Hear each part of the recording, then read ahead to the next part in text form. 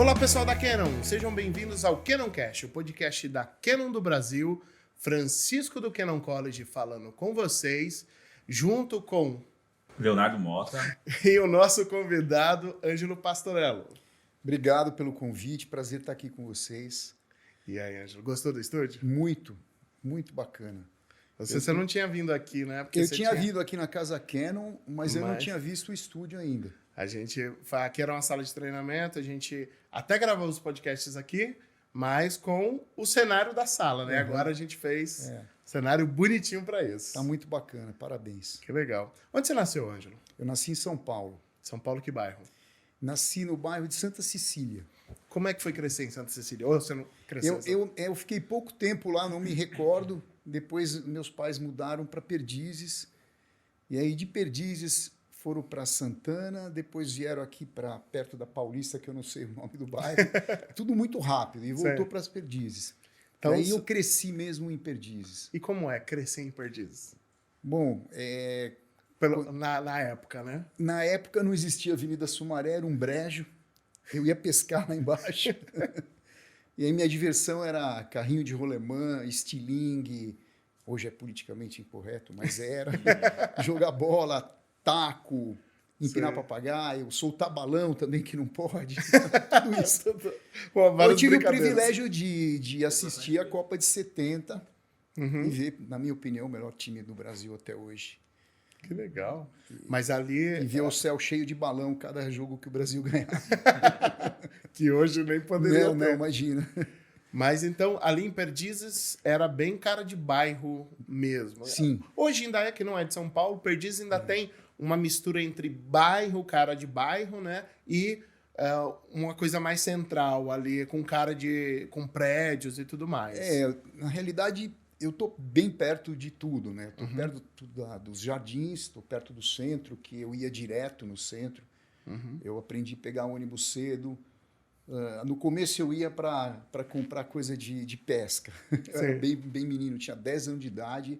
Pegava o ônibus e ia para a Avenida São João, numa casa que chamava Al Gaúcho. As pessoas mais velhas vão lembrar.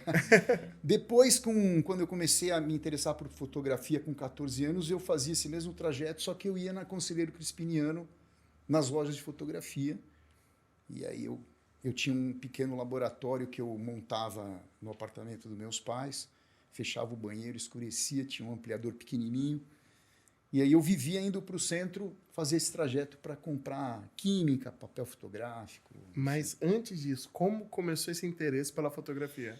Você falou então, por volta de 14, né? Exatamente. Teve um curso no meu colégio, um curso à tarde de fotografia. Na realidade, não era um curso bem de fotografia.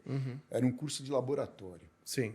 E eu me encantei, fiquei apaixonado pelo laboratório. Então, para mim, aquela magia do laboratório, revelar o filme, ver aquilo aparecer, depois ampliar. E aí eu comecei a me interessar por isso. E meu pai tinha uma câmera Yashica. Tipo, era uma cópia de uma Rollei. Né? Muito legal, uma 6x6. E eu comecei a fazer algumas fotos para poder revelar. Só que o meu ampliador era 35. Então não cabia, né? Aí, no fim do ano, quando eu tinha, acho que uns 15 anos, meu pai comprou uma câmera 35mm. E aí eu passei muito tempo fazendo isso, fotografando para poder revelar.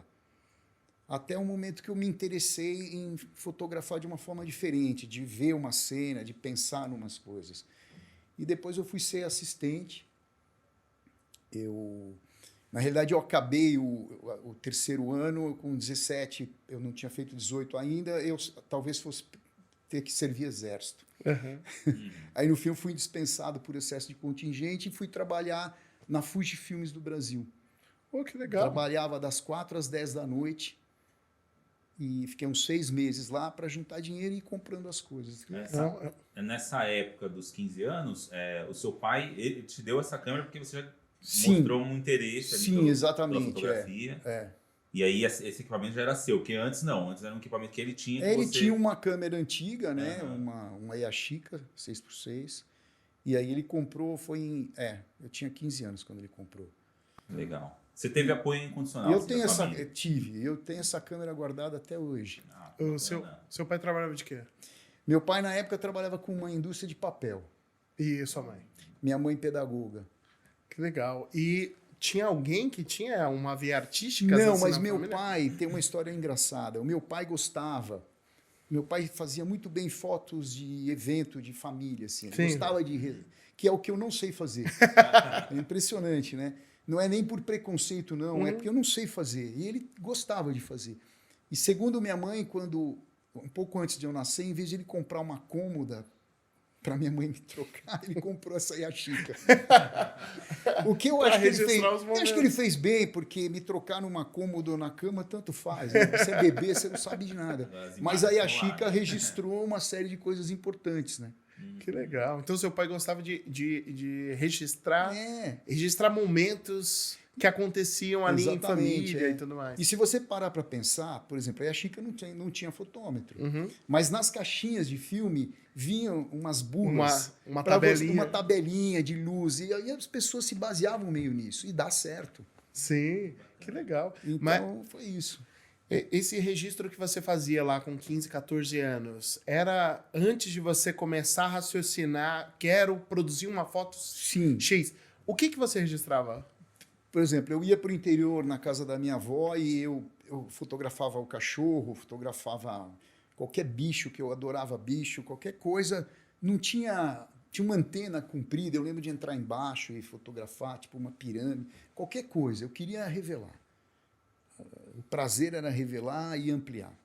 Eu não tinha nada. O meu primeiro ensaio foi com uma outra câmera que era de um tio meu, uma Yashica 35. Uhum. E eu passava de ônibus na frente do cemitério do Araçá e via para cima dos muros aquelas estátuas, Sim.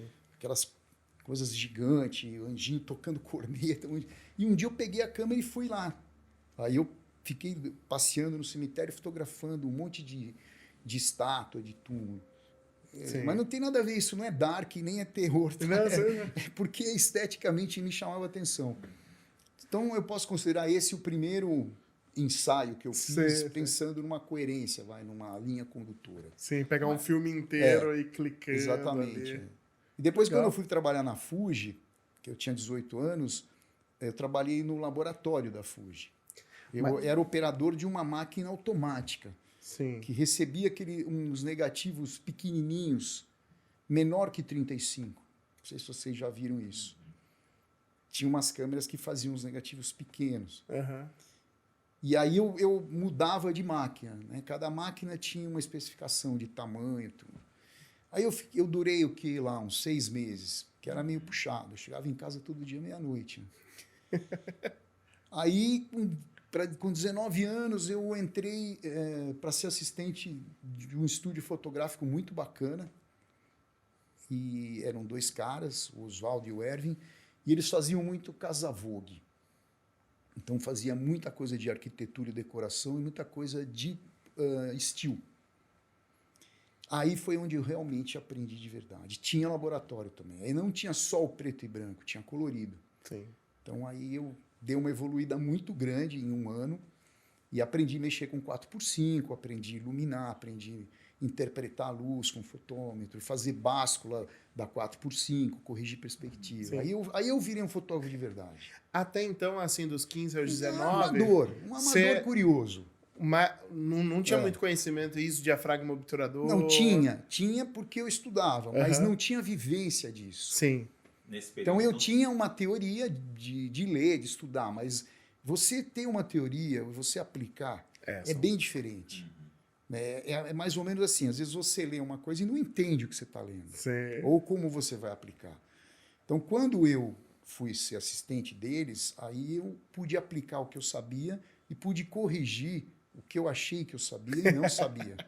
Porque a gente comete esse erro. Né? A gente acha que sabe. Sim. Quando chega, a vida real tem diferente. muitas variáveis Muito. que você não tem como colocar no papel para calcular. E entra uma outra coisa, né? Você tem uma coisa que você tem uma técnica que você pode aferir.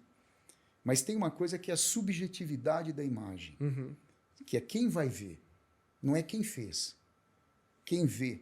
Então, no caso de uma imagem publicitária, de uma publicidade, propaganda, você tem que ser aprovada pelo criador dela, geralmente um diretor de arte. Então, você é um colaborador. Você você reproduz um layout, você pode acrescentar o seu jeito, o seu olhar, mas você está a serviço de uma história. Sim. Então, por exemplo, muitas vezes você recebe um layout, um briefing, eu vou lá, faço o melhor que eu posso. Aí, de repente, eu dou uma desconstruída naquilo e apresento os dois. Olha, isso é o que você me pediu, perfeito, e eu estou sugerindo isso. Pode dar certo. Então, aí entra uma coisa não só de um fornecedor de um trabalho, mas de um colaborador.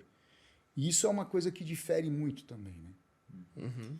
E aí eu tive a oportunidade, eles me ajudaram muito, eu tinha a chave do estúdio, então eu passei vários sábados e domingos indo lá, sem trabalho do estúdio, para revelar e ampliar a foto para mim. Também deu uma evoluída grande nisso. Sim.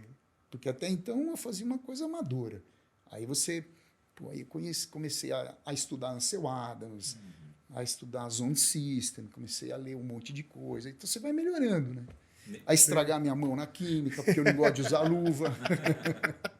E nesse assim período dos 15 aos 19, então você não fez nenhum tipo de curso, você foi aprendendo mais ali no fiz na aquele prática. primeiro curso na Sim. escola, quando eu De tinha 14 revelação. anos, de revelação e ampliação, mas bem básico. Sim.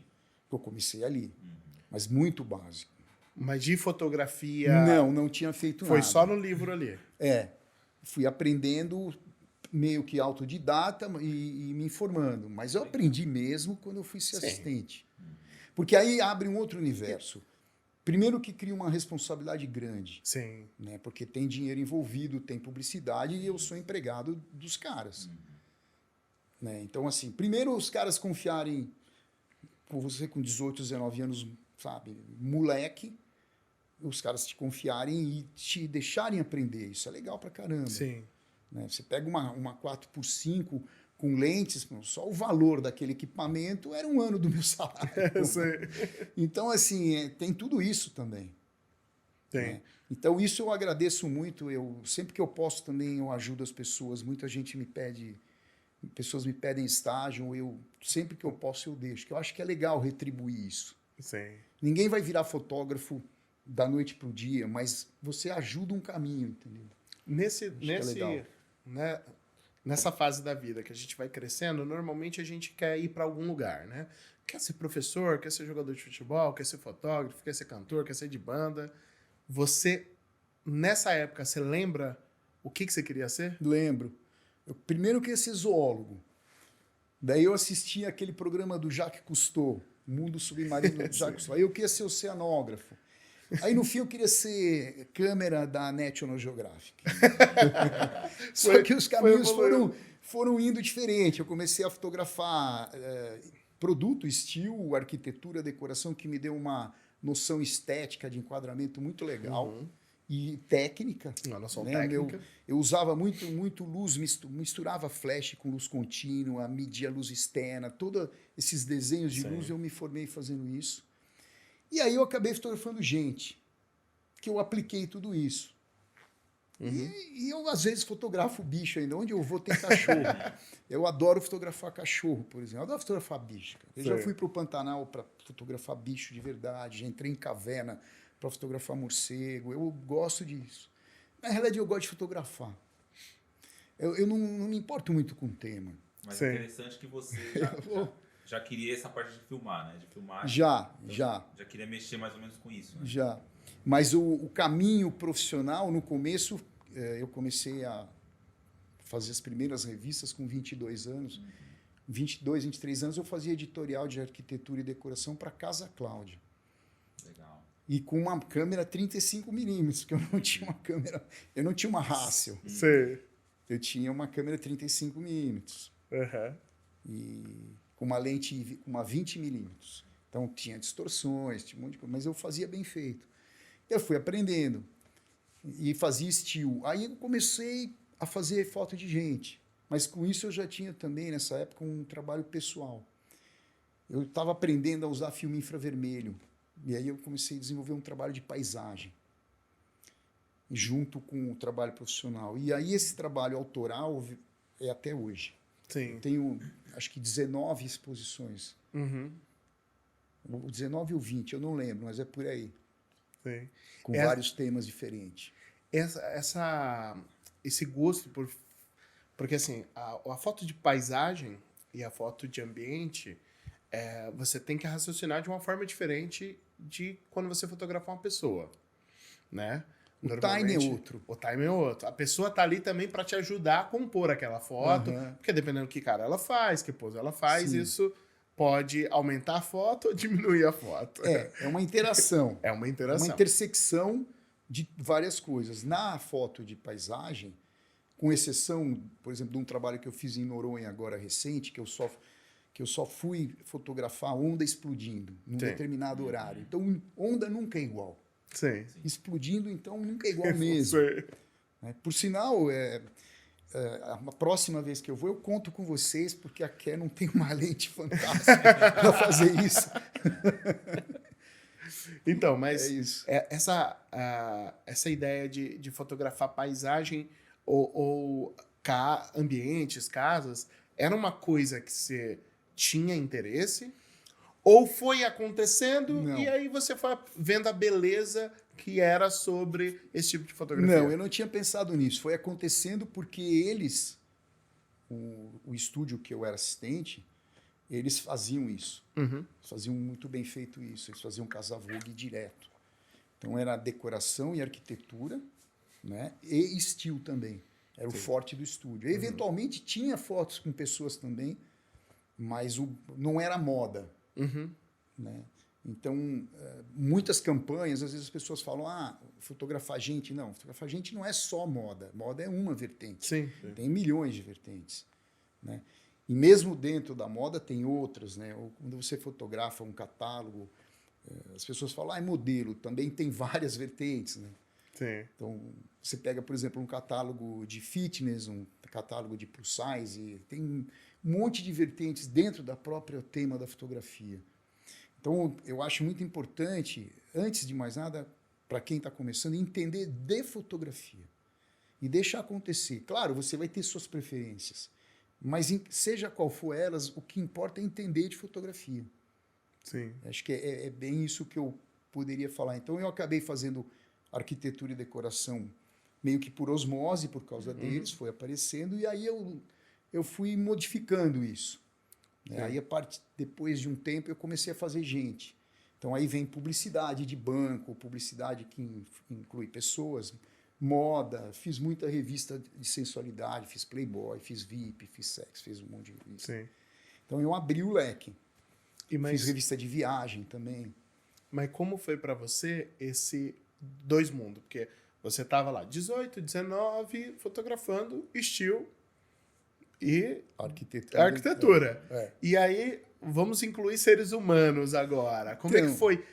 Porque a sua construção fotográfica estava parada até então. Parada no quesito de não se move. Sim. Né?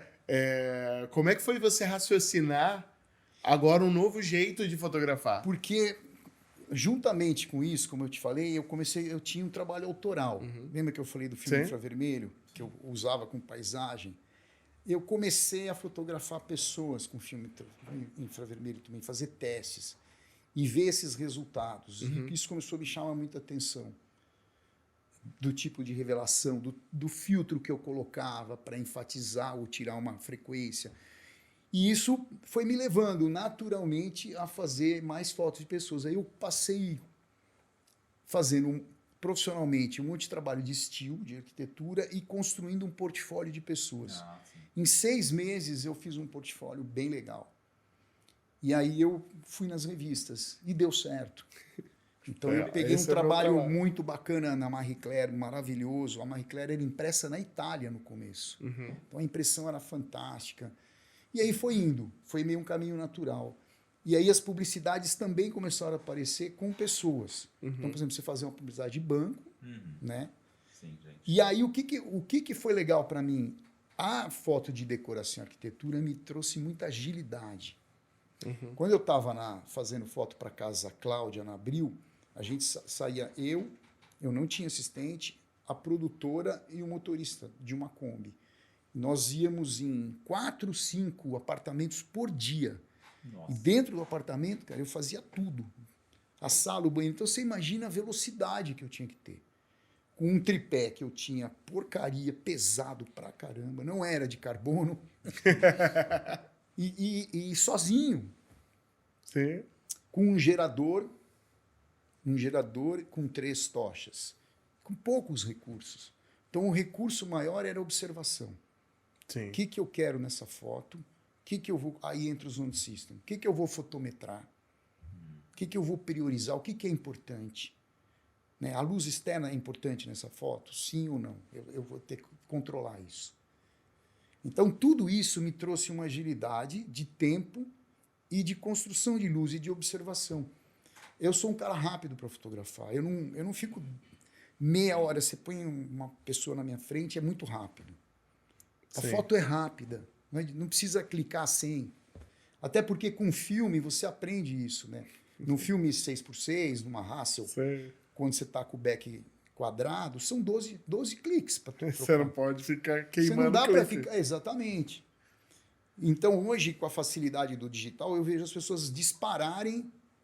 Não faz sentido. Sim. Celulares com 20 mil fotos. Depois... E assim, eu também... Aí é talvez um achismo meu, mas eu observo que quando você demora, você cansa o modelo. Você perde a dinâmica. Ou então, por exemplo, quando as pessoas fotografam cabeado, gente... Cara, para mim não faz sentido. Eu fotografo você, sai num computador aqui, tem 10 pessoas olhando aquilo, dando palpite, sem saber o que vai vir depois. Né? Ou quando o fotógrafo pega a câmera, fotografa, olha, fica meia hora olhando, 1 segundo no clique e meia hora olhando. Eu não estou dizendo que é certo ou errado, não existe certo ou errado. Sim. Mas, por exemplo, no meu caso, a dinâmica é outra. Entra, às vezes, até uma coisa meio da foto de rua, né? Como o livro que eu mostrei para vocês hoje, que eu estava em Cuba como um fotógrafo de rua, um turista, vamos dizer assim. Sim. Quase um fotojornalismo, do instantâneo, de você pegar, olhar e clicar, pegar, olhar e clicar. Esses flagrantes me interessam. É um raciocínio interessante, porque, como você falou, é uma troca. Exatamente. Você e a outra pessoa. Dependendo de como você demora esse processo, essa pessoa pode perder o time, pode perder o tesão, e aí você vai fazendo a pessoa murchar, e aí você não vai conseguir capturar a melhor coisa dela, Isso. e você não vai conseguir capturar ela da melhor forma. E eu acho que tem uma coisa importante, quer dizer, eu já presenciei algumas coisas, sei de algumas histórias, por exemplo, sei de uma modelo bastante famosa e um fotógrafo um pouco mais inexperiente fotografando milhões de vezes, e ela parar e falar, não precisa, você já tem a foto. E é verdade. Aí eu vou parafrasear o Ansel Adams. O Ansel Adams tem uma foto que ele passou a vida inteira, ele fala isso, a vida inteira ampliando para chegar à conclusão que a primeira ampliação é a melhor. Quer dizer, a primeira vez que ele ampliou, né, ele foi empiricamente, no feeling dele, ele ampliou. Aí ele, vou melhorar. Passou anos tentando... A primeira é uma legal, cara. Sim, isso, para quem é novinho e não sabe, antigamente tinha escassez de clique, que significa a câmera fotografava lá num filme amador até 36 poses, então 36 fotos. Não tinha mais que isso. Você tem que tinha trocar o filme. Então hoje as pessoas clicam bastante, é uma dinâmica diferente, e às vezes elas clicam demais, tem lá 1 minuto tem 30 fotos. E aí você fica 30 fotos, mas você vai usar só uma. Para que tem 30 fotos? E aí depois isso faz o seu processo de trabalho depois aumentar, porque você vai ter que olhar 30 fotos e todas são meio parecidas, porque você clicou loucamente. Fica uma edição complicada, né? Fica uma edição complicada. Então você... É uma outra dinâmica de trabalho, sendo que quando você tem uma escola que clica menos, você talvez, até o seu corpo se programa para a hora certa. Ele fica observando, na hora que ele acha que é a hora certa, o seu corpo reage para capturar aquela imagem, e aí você tem mais... Talvez o clique seja mais certeiro do que quem fica talvez clicando. Talvez você tenha até localmente. um pouco mais critério do momento de clicar. Eu lembro que eu tinha acho que uns 20 anos e tinha um campeonato de surf em Ubatuba. E eu consegui uma lente emprestada, uma 500 fixa. E eu fui fotografar e eu adorava. Mas eu tinha medo de onda grande, então eu falei, bom, já que eu tenho medo de onda grande, eu não vou surfar, eu vou fotografar. E aí, uns amigos meus, surfistas, falaram, ó, você tem que saber o momento. Tem um time, tem um momento, foto de esporte. Sim. Né? Eu que adorava ver fotos de futebol, daquele Domício Pinheiro, que acho que fotografava para o Estadão, umas fotos lindas do Pelé, foto com a bola batendo na trave, a bola amassada, umas coisas absurdas. E falar, pô, tem um time. Eu preciso entender um pouquinho dessas manobras para saber. Então, é como se você se antecipasse frações de segundo. Então, é mais ou menos isso também. Você tem, quando está fotografando as pessoas, que nem você falou, a pessoa, cada fração de segundo, o rosto muda, a musculatura muda, é subjetivo, mas o olhar brilha diferente, um ângulo que a pessoa mexe muda, o ângulo que você se coloca na foto ou o muda. sorriso dela cresce e acaba. Tem uma hora que o sorriso tá mais bonito e às vezes é um músculo para cima, é uma contração a mais ou a menos, já mudou o sorriso. Às vezes a gente nem sabe o que é, mas de um fotograma para outro tem uma pequena diferença. Sim. Né? Então, por exemplo, quando eu fotografo com flash, tem um time do flash carregar. Quando eu estou com luz contínua, eu posso fazer um monte de clique em poucos segundos. Aí é quase uma filmagem, né? Sim. Então, no caso dessas ondas em Fernando de Noronha, por exemplo, que eu estou com uma velocidade muito alta, mas eu estou fotometrando a espuma da onda. Porque numa onda grande, a hora que a espuma vem, ela está jogando luz demais para mim. Se eu usar a mesma fotometragem, eu não tenho o volume na espuma, ela fica branca. Sim. Então, isso, por exemplo, é uma coisa que você está aplicando a técnica empiricamente. Eu digo sempre isso, quando eu faço curso de iluminação, eu sempre falo para as pessoas, a técnica você precisa saber para poder desprezar. Ela tem que estar empírica em você. Você tem que olhar uma história e saber o que você quer, essa técnica já está lá dentro. Né? Você não precisa pensar na técnica. Sim. É mais ou menos dirigir com câmbio manual. Você não Sim, pensa que você está... É automático, você está na embreagem, freio, acelerador e vai mudando marcha. Então, é mais ou menos isso. Isso faz parte de entender da fotografia, da interpretação da luz, que é a coisa básica. O resto, construção, conceito, aí já vem outras coisas, né? Essas fotos principalmente de esporte, né? Que a gente vê cada foto ali, que é o time, a foto exata, no momento exato. Você acredita que é mais feeling ou não? Tem técnica? Tem um momento... Não, eu acho que muitos... Não, tem principalmente, não só hoje, mas antes, mais técnica ainda. Porque os recursos eram menores. Né? Mas você tinha um monte de recurso de laboratório, como hoje você tem no Photoshop. Só que antes, dá uma característica maior nas fotos. Então, quando você pega uma foto, sei lá, vamos pegar o Avedon, Helmut Newton, sabe? Você pode pegar um monte de... Eu posso dar milhões de exemplos. Uma fotógrafa francesa chamada Sarah Moon, fotografa com 4x5. Tem milhões de exemplos. No laboratório, e na maneira de usar o filme ou como usar, você consegue colocar algumas características. Então, eu vou dar um exemplo. Um assistente meu, há muitos anos atrás, ele adorava fotografar com um filme Plus X, que é da Kodak, de ISO 125. E ele subexpunha esse filme a 1.600 asas. Subexpor, para quem não conhece, é o famoso puxar. Na realidade, o puxar é nomenclatura. O que você está fazendo é subexpor. Você está dizendo ao filme que ele tem uma sensibilidade que ele não tem. E aí, quando você regula para essa sensibilidade que ele não tem, você está subexpondo, está recebendo muito menos informação de luz. Só que aí você compensa na revelação. Com isso, você modifica uma série de parâmetros de contraste, de frequência. Resumindo, você tem uma característica de textura, que é o grão, e de contraste. E você pode fazer isso com qualquer coisa. Né? Você tem fotógrafos de moda que usaram isso direto. Não é uma foto de informação. Se precisasse de um detalhe da roupa, ela não vai aparecer, mas o conjunto da história é interessante. Então, tudo tem uma questão de adequação.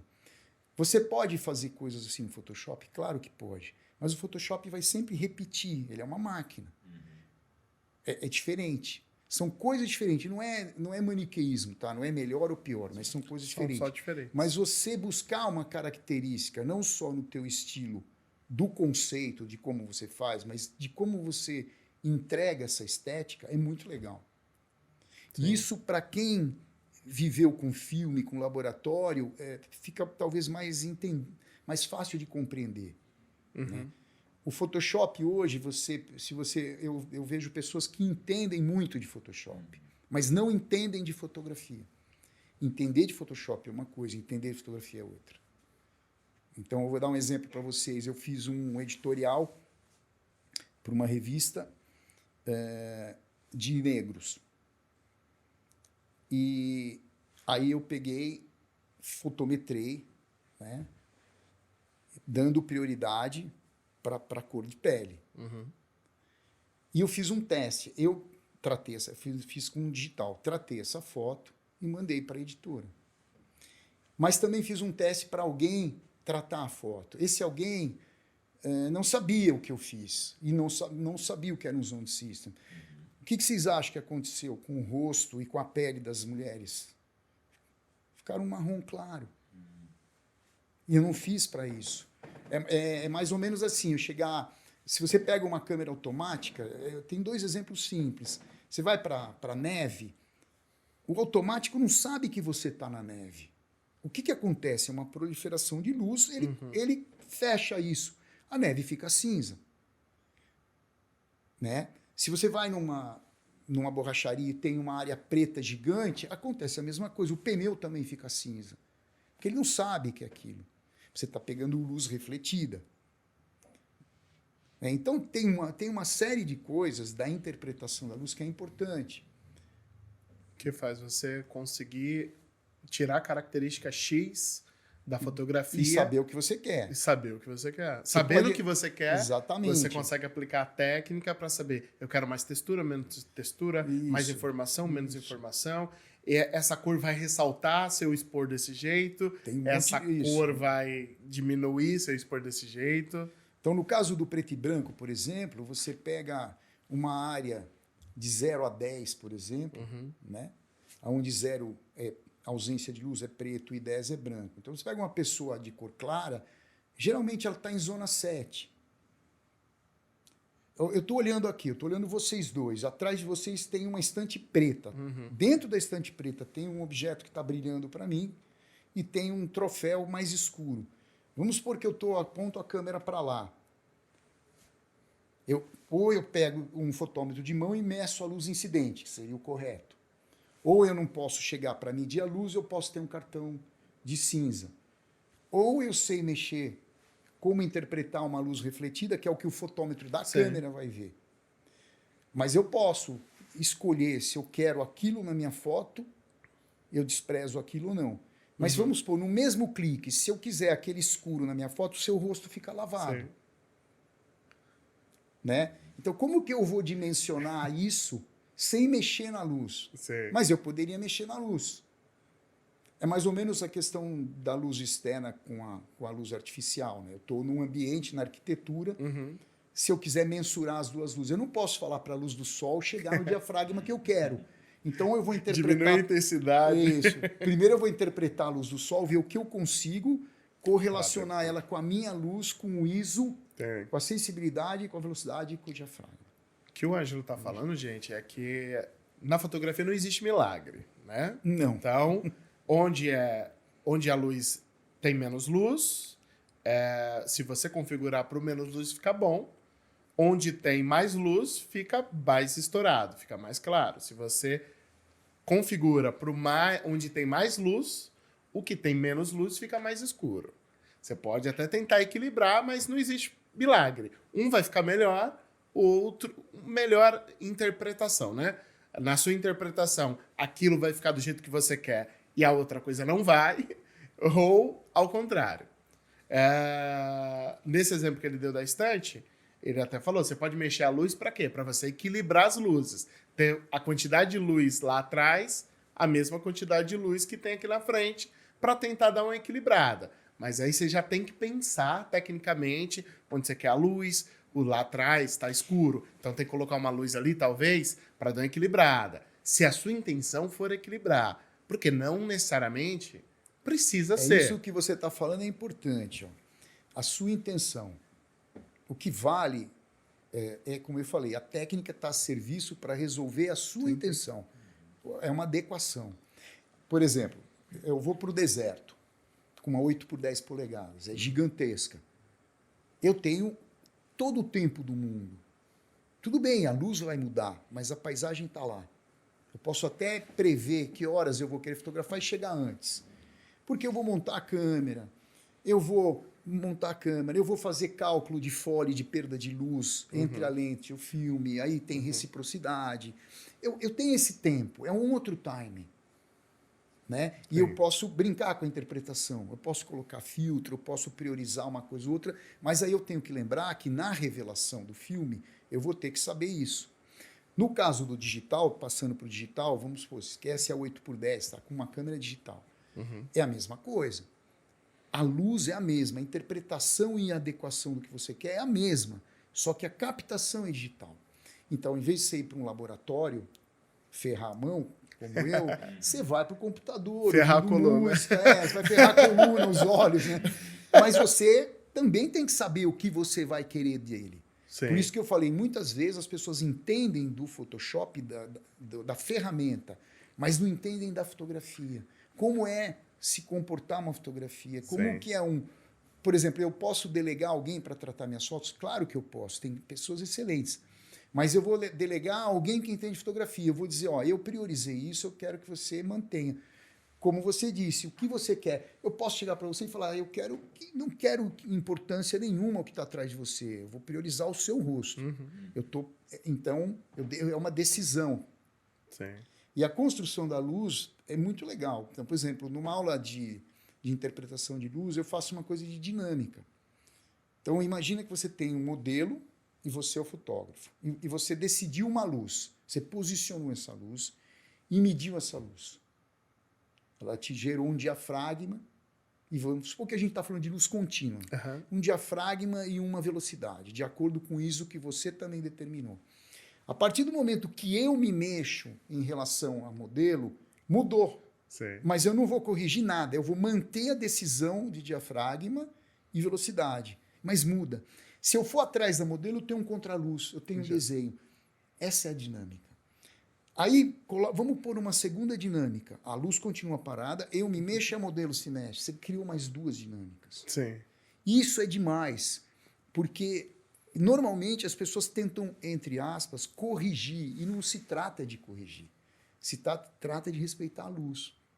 Em Taxi Driver, quando o Robert De Niro entra no túnel, ninguém acende o túnel. O túnel é escuro. Isso. O filme fica escuro. Você só fica vendo a luzinha do painel do carro. Quando ele sai do túnel, é noite, mas você vê, já é outra luz. Se você acender o túnel, acabou a dinâmica. Ele não está mais um túnel, ele está num túnel iluminado. Sim. Então, é um exemplo para a gente entender que a luz está aí. O que faz com ela é cada um que decide. Que é a intenção que você quer sobre aquela foto. Exatamente. Né? Se eu quero ela mais escura, como você falou, não tem errado nem certo. Não. Quando a gente dá aula aqui no Canon College, às vezes as pessoas falam assim, essa foto tá errada? Aí eu sempre pergunto, qual que era a sua intenção? Perfeito, é isso. Porque tudo depende da sua intenção. A sua intenção era o quê? Era deixar escuro? Era deixar claro? Era equilibrar os dois ambientes? Era desfoque? Não era desfoque? Era ficar congelado? Era ficar tremido? Tudo depende de como você quer. E a profundidade de campo que você quer, que lente você vai usar. Porque a distorção que ela cria, né? Outra coisa que o Ângelo falou também, gente, é sobre o fotômetro, tá? O fotômetro da câmera, ele trabalha com luz refletida, né? Qual que é a diferença? Você tem um fotômetro de mão, ele pode trabalhar de duas formas. Ele pode trabalhar na luz que chega. Então, ele vai medir exatamente a luz que chegou aqui. Ele também pode medir a luz que reflete, que ela bate na minha pele e volta para você. Dependendo do tom de pele, dependendo se a pele é mais oleosa, dependendo de como é a pele da pessoa, essa luz pode voltar mais fraca ou mais forte. Minha roupa é azul. Azul é mais escuro. A luz bate no azul e volta com menos intensidade para a leitura do fotômetro. O da câmera, ele não enxerga a luz que chega. Ele enxerga a luz que reflete. Então, se ele pega aqui, ele interpreta uma luz. Se ele pega aqui, ele interpreta outra luz, tá? Entenda que a câmera não enxerga cores. Ela enxerga o que volta de luz. Então, para isso, ela entende que é mais luz. Para isso, ela entende que é menos luz. É o exemplo que eu te dei da neve e da loja de pneu, de uma borracharia. Então, você está falando de luz incidente e luz refletida. Tudo isso, voltando à parte técnica, né, eu acho bacana a gente saber, mas, por exemplo, vamos voltar à adequação. Se eu estou fotografando, se eu estou falando para uma pessoa que está usando câmera digital, para ela pode até se interessar por curiosidade do laboratório, mas eu não vou falar para ela sobre todo o universo do laboratório. Sim. É mais ou menos isso, né? Então, porque aí você começa a ter coisas de curiosidade que compõem a história da fotografia e que para algumas pessoas aquilo faz sentido, para outras não. Então, sei lá, eu posso aqui falar sobre anel de Newton, que é uma coisa que ocorre na ampliação, Sim. quando você tem duas superfícies lisas juntas. Aí alguém vai, mas para que serve isso? Você faz laboratório? Não, então não serve. Mas se você faz, e dependendo do ampliador que você tem, serve. Então tem uma série de coisas importantes. Vou falar, por exemplo, uma coisa que no começo do digital muita gente falava, tem ruído.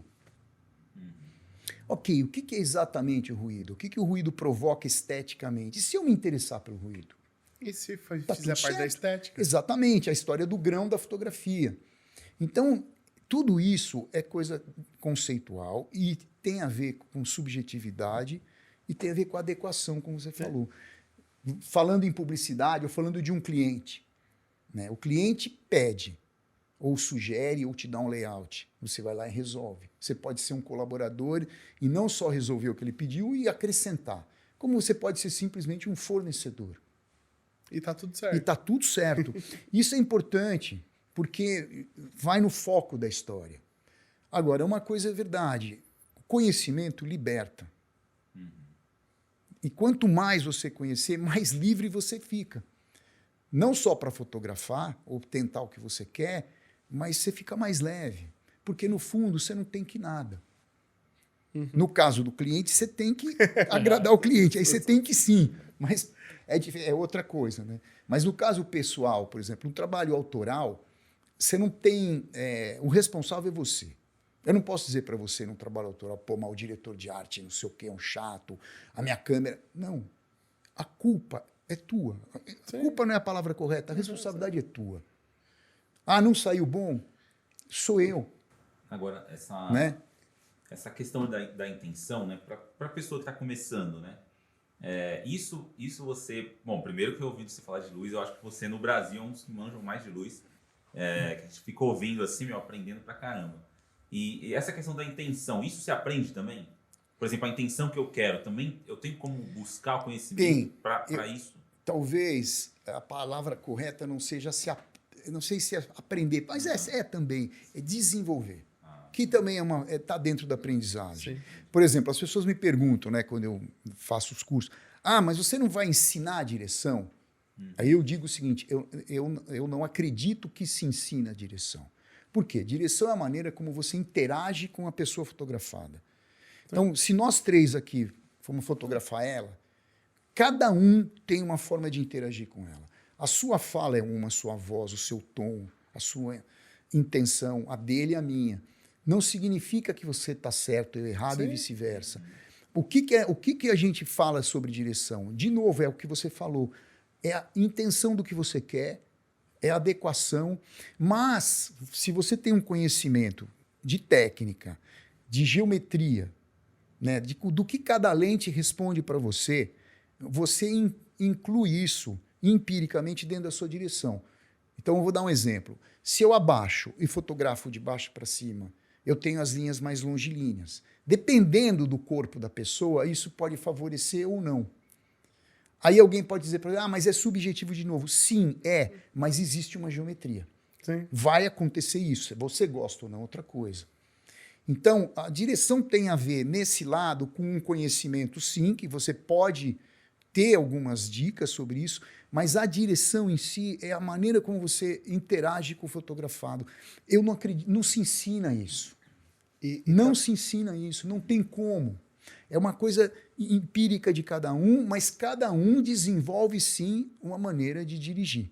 E tem... Isso sim. Um vai ser mais calado, o outro vai ser mais Exatamente. frenético, o outro vai ser mais conversador. Perfeito. Tem fotógrafos e diretores que são mais... são menos... me falam menos e clicam. Tem fotógrafo que fala e clica pouco. Tem fotógrafo que clica muito. Então, você aprende o jeito que você consegue arrancar aquilo do que você quer da pessoa. E você vai desenvolvendo com a experiência. Olha, quer ver um exemplo? Silêncio é uma forma de direção. Uhum. A Assim, não direção é uma forma de direção. Também como música. A música é feita de sons e silêncio, que são os intervalos. Você pode até não perceber no tempo da música, mas tem lá. O intervalo está lá. Então é mais ou menos isso. Mas voltando, eu acho que quando a pessoa se imune do conhecimento, naturalmente a direção vem vindo com ela. Ela vai desenvolvendo isso. E voltando à tua pergunta, nesse sentido se aprende, mas não se aprende como uma aula técnica. Se aprende com a sua própria vivência, com a tua maneira de interagir. Para o que te faz sentido.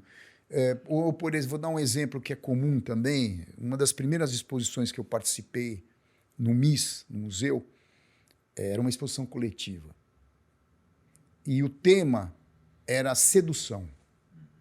Pô, cara, eu tinha muita foto legal que, obviamente, estaria dentro desse tema. Uhum. Mas aí eu pensei comigo mesmo, putz, eu vou mandar uma foto de uma mulher linda, de um cabelo, de um rosto, de um gestual. É legal. Me seduz. Mas isso não é para todo mundo.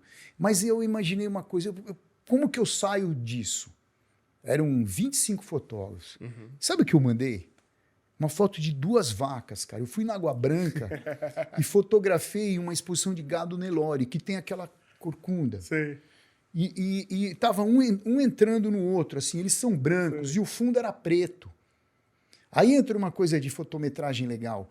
Eu tenho textura neles e o fundo preto. Então eu olho a foto tem um movimento de curva. Sim. É viagem minha, tá? Sim. Aquilo me seduz.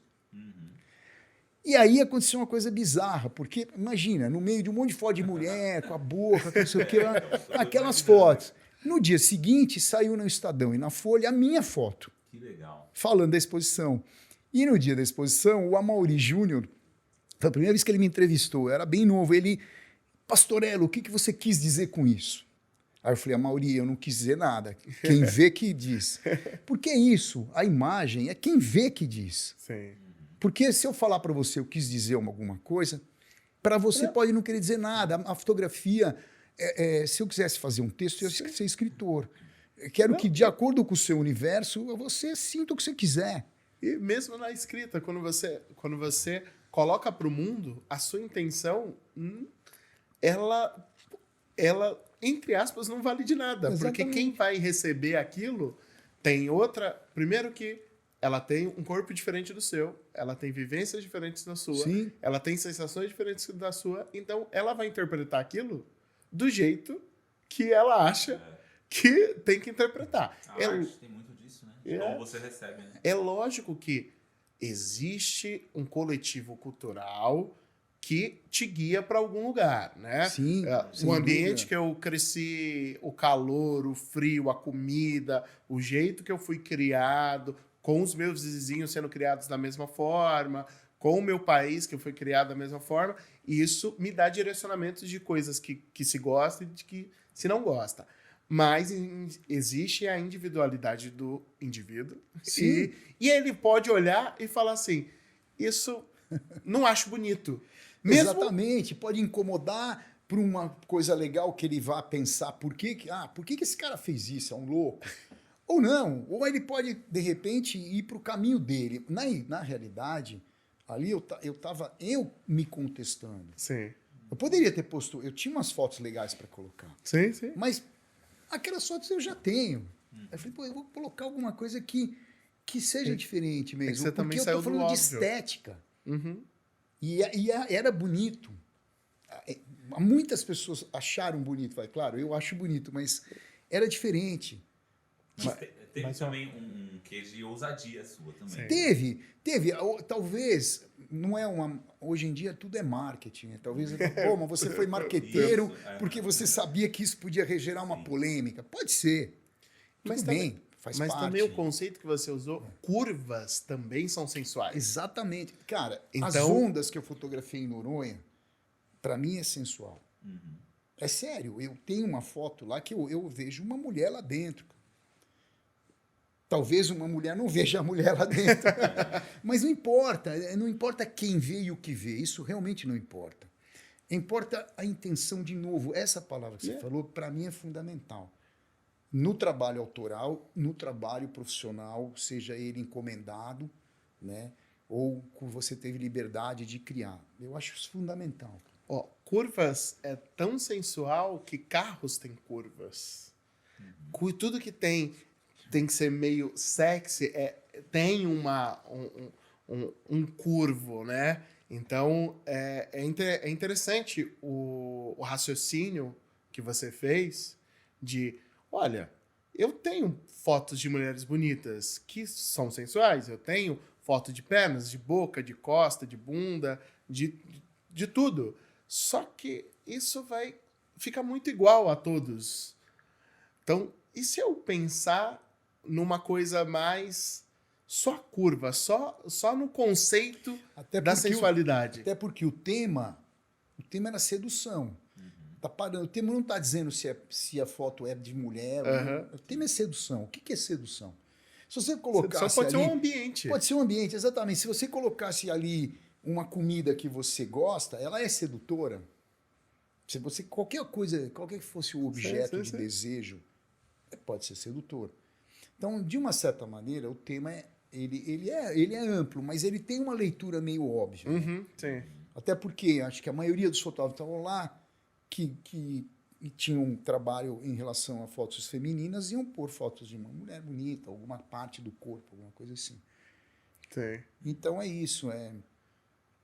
Eu lembro de um amigo meu que tinha uma foto muito bonita de uma modelo plus size, que depois eu vim a fotografá-la também.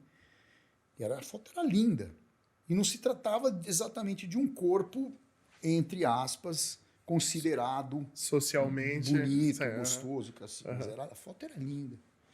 Isso também é uma coisa interessante. Às vezes você tem uma temática na fotografia que pode nem te agradar tanto, mas a construção da imagem, a qualidade da imagem pode ser muito interessante. Às vezes eu olho foto que eu falo, caramba, que demais isso, mas o tema não me agrada, ou não me seduz, vai. Mas eu acho legal. E às vezes eu vejo o contrário, eu vejo uma coisa que me seduz como tema e tecnicamente não é nada demais, e para mim aquilo não importa. Sim. Então tem um monte de coisa que na fotografia, às vezes entre aspas, defeito pode ser um efeito. Numa publicidade que é descritiva, por exemplo, você precisa da descrição dos detalhes para vender aquele produto, um defeito pode estragar a foto. Mas em um outro trabalho, não. Então, de repente, uma foto que você tem um movimento de velocidade, que ela tem uma mancha pela velocidade, ela não está fora de foco, mas ela tem... Sim. Ou uma que possa até estar fora de fora de foco. Tudo depende. Por isso, de novo, a história da intenção e da adequação. Se você está embasado de um conhecimento e tem técnica, você está livre. Eu penso assim. Um doce pode ser gostoso, mas se a pessoa que você está cozinhando não gosta de coisa muito doce, você errou o doce. Se a pessoa não gosta de muito sal na comida e você salgou a comida demais, você errou a comida. Não que ela esteja ruim, mas para quem vai consumir aquilo, tá ruim. É a foto. Se alguém te contrata para fazer uma foto e essa pessoa tem uma expectativa da foto ficar de uma certa forma. Que nem você falou, se um cara de uma agência te contrata E ele já tem um layout da página. Ele já sabe o texto que vai ali. Ele já sabe as outras coisas que vão compor a sua foto junto com as outras coisas. Ele já tem uma intenção de como ele quer a foto, porque ele sabe como vai se conversar aquilo no mundo que ele está criando. Sim. Então, a sua foto pode estar linda, mas pode não conversar com o resto das coisas que ele quer. E aí você pode falar assim, puta, minha foto tá perfeita. Tá, mas não tá condizente com o todo que o publicitário quer e ele estava esperando. Eu lembrei de uma publicidade que eu fiz para Tetra Pak. E eu acho que foi, eu não lembro se foi para Talent ou para DPZ, eu não lembro. E foi lá na Cozinhas Kitchen, era um bebê de, sei lá, 11 meses, com fralda, e uma bancada onde tinha uma mamadeira, eu acho. E a intenção é que ele, com a mãozinha, chegasse na mamadeira. Cara, como é que você... Aí entra a direção. Como é que se dirige um bebê? Cara, não existe. Esquece. Aí eu falei, caramba, como é que eu vou resolver? Que encrenca, né? Primeira coisa... A mão tá certa, mas as pernas estão erradas. Ou o rosto tá errado. Exatamente. O cara queria em 6x6, então Hassel no tripé, para eu poder, né? No filme ainda. Já vendo pro final de campo, foco, luz. Levei os geradores de flash. Pô, é isso aqui. Põe o nenê lá. É óbvio que o nenê não ia fazer isso. Aí a mãe, a babá, daqui 5 minutos o nenê chora e acabou a foto. Isso. Né? Cara, aí entra de novo. Sabe o que eu fiz? Eu comecei a olhar e falei assim, pô, a imagem conta histórias que nem sempre são o que está acontecendo no momento. Cara, eu mudei a câmera de lugar. Eu fiz de um ângulo que quando o neném levantou a mão, parece que ele vai pegar a mamadeira, e não é verdade. E não tem Photoshop. É louco isso, né? Eu vou trazer para vocês verem essa foto. Sim. E ele deu certo. A mesma coisa, uma campanha que eu fiz para a Salles uma vez contra as drogas, foi outdoor em São Paulo e concorreu à mídia impressa em Cannes, ficou em 2º lugar. O layout era um bebê com uma faca na mão. Mandamos fazer um mockup de faca. 20 facas de papel, né? Mas você olhando na fotografia, você vai achar que é uma faca. Sim. Tanto que no filme, quando a faca cai no chão, tem o barulho do metal, mas é papel. Meu, gente, aí o nenê, combinei com a mãe do nenê, também tinha acho que 11 meses, sei lá. Ele ficava sentado já. Qual é o horário dele? Ah, o horário é tal. Ele vai ficar 5 minutos e depois vai chorar ou vai querer fazer alguma coisa. Então eu marquei 3 dias de foto, no mesmo horário, cara. Luz pronta, tudo. Fiz com 35 milímetros, porque precisava de agilidade. Aí, cara, põe a faca, primeira faca, o neném fez assim, amassou a faca inteira. A segunda ele pôs na boca. Aí inventaram de pôr mel na faca. Cara, foi uma comédia. De repente, o neném pega a faca e passa a mãozinha assim em cima da lâmina. Eu fiz a foto. Não é o frame mais perfeito, cara. Se você for olhar bem de perto, não é um foco que eu achei do cacete. Sim. Mas a foto é tão legal que ninguém nem viu o foco. O foco ficou... Eu vou mostrar para vocês. E eu olhava isso no outdoor em São Paulo e falava, cacete. A intenção deles pegou. Tinha um slogan em vermelho. Eu não lembro exatamente o que estava escrito, mas era perfeito também. Tipo assim, você não sabe o perigo que corre. Alguma coisa assim. Sim, sim. Um texto bacana, curto e simples. Mas a imagem, cara, fala muito. E aí, a foto que ganhou o primeiro lugar, eu me senti orgulhoso de estar naquele dia, porque era um comercial em inglês, que os caras ganham praticamente tudo, lá ganhavam. Mídia impressa, tá? Não eram os filmes. E uma página dupla, uma foto preta e branca, um braço assim, não muito peludo, mas arrepiado. Sim. Uma foto PB perfeita, que nada demais, muitos fotógrafos poderiam ter feito aquilo. E nada escrito, o logotipo da Jaguar. Em primeiro lugar. Aí eu te pergunto, olha a ideia. Sim. Aquele arrepio de braço podia ser uma Maserati, poderia ser um perfume, poderia ser uma Montblanc, poderia ser qualquer objeto já hypado, já estabilizado como, né, como uma coisa bacana de desejo, pode ser um puta vinho. Era um Jaguar. Aí eu te pergunto, alguém precisa explicar um Jaguar? Não. Você precisa escrever? Não. Acabou. Já entendi. Então, Jaguar aí, arrepiado. aí você começa a pensar, né, a imagem a favor da ideia. E bem resolvido, simples. Os bons diretores de arte, na minha opinião, são esses. Como eu vi um catálogo também, que eu peguei na Itália, muito bem impresso, todinho em preto e branco, de sapato do Armani. Cara, eu não sou consumidor daquele sapato, mas eu tinha vontade de comprar, por causa da foto. Todas as fotos com foco seletivo. Daí para o pessoal que está mais ou menos começando, né, é um foco que você decide, o resto tudo desfocado. Não é Photoshop, tá? É lente. É lente e profundidade de campo. Cara, mas no nível, o sapato é feito à mão, tudo, e não precisa escrever. A foto, de novo, a imagem contando uma história de uma forma estética. Você percebe o cuidado do fotógrafo, você percebe a luz, você percebe o foco na costura. Você tem um monte de coisa legal. E menos texto. Sim. Isso, por exemplo, me agrada muito. Quando eu vejo uma foto e não tem muita explicação do lado. Às vezes eu vou numa exposição e tem uma explicação maior que a foto. Eu tenho preguiça, eu vou embora, cara. Sim. Sério. É porque a foto não está bem produzida. Se você perguntar para mim, pô, o que você fez em Noronha? Puta, eu fui às 5 da manhã, esperei não sei o quê, eu sabia. Eu posso te contar uma história, mas eu não preciso contar. Eu ponho a foto. Você gosta ou não gosta e acabou. Sim. A foto vai contar a história dela. Vai te provocar algum sentimento. Diferente para você, para ele, para ela, ou para quem que seja.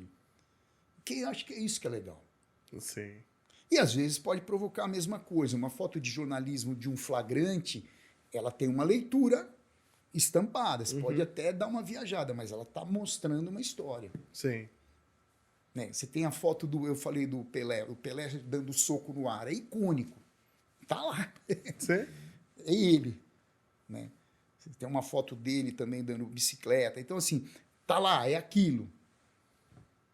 Mas você tem outras fotos que, né, vão te fazendo viajar, né?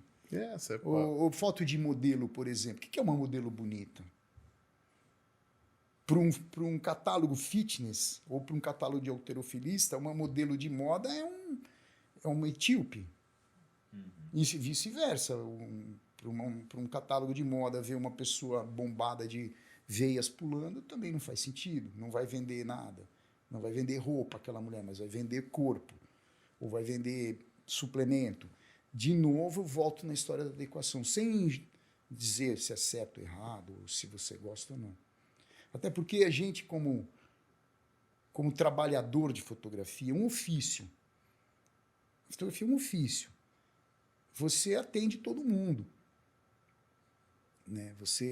Eu não escolho quem eu vou fotografar. Você vai perguntar para mim, pô, se vier um político que você não gosta, eu sou um trabalhador. É a mesma coisa um médico, ele atende, ele não fica perguntando, ou um restaurante. Você entende o que eu quero dizer? Como trabalho, tá? A gente sabe. É um ofício, Sim. é um trabalho. E você já recebeu bastante gente famosa, hein, no seu estúdio lá, hein? Que a gente sabe. Já.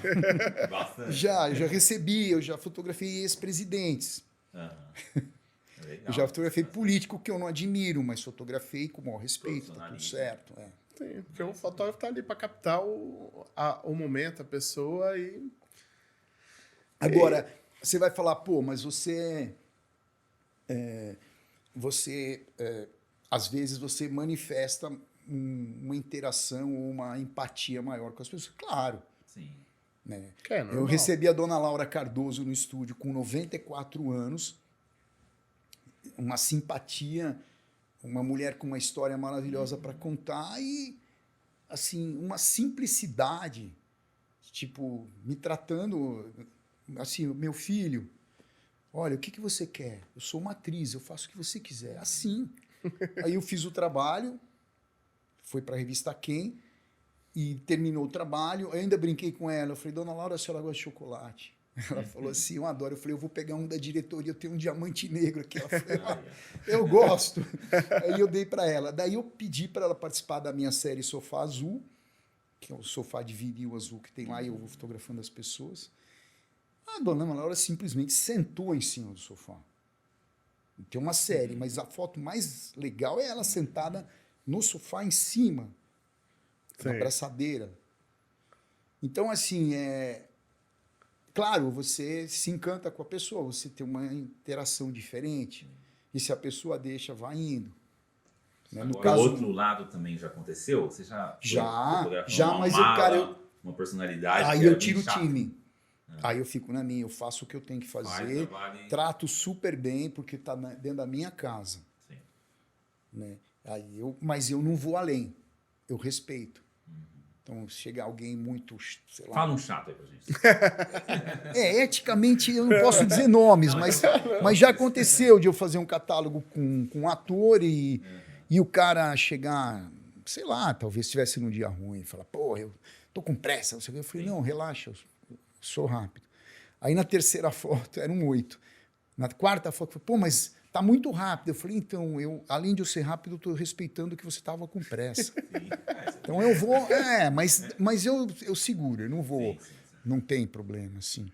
Porque também faz parte do job description do fotógrafo, de pessoas também ser gentil, ser empático com a pessoa. Eu acho que você abre a porta, a partir do momento que eu abrir a porta, deixa acontecer. Se tiver uma interação, porque a pessoa também pode não ir com a sua cara, tem isso também.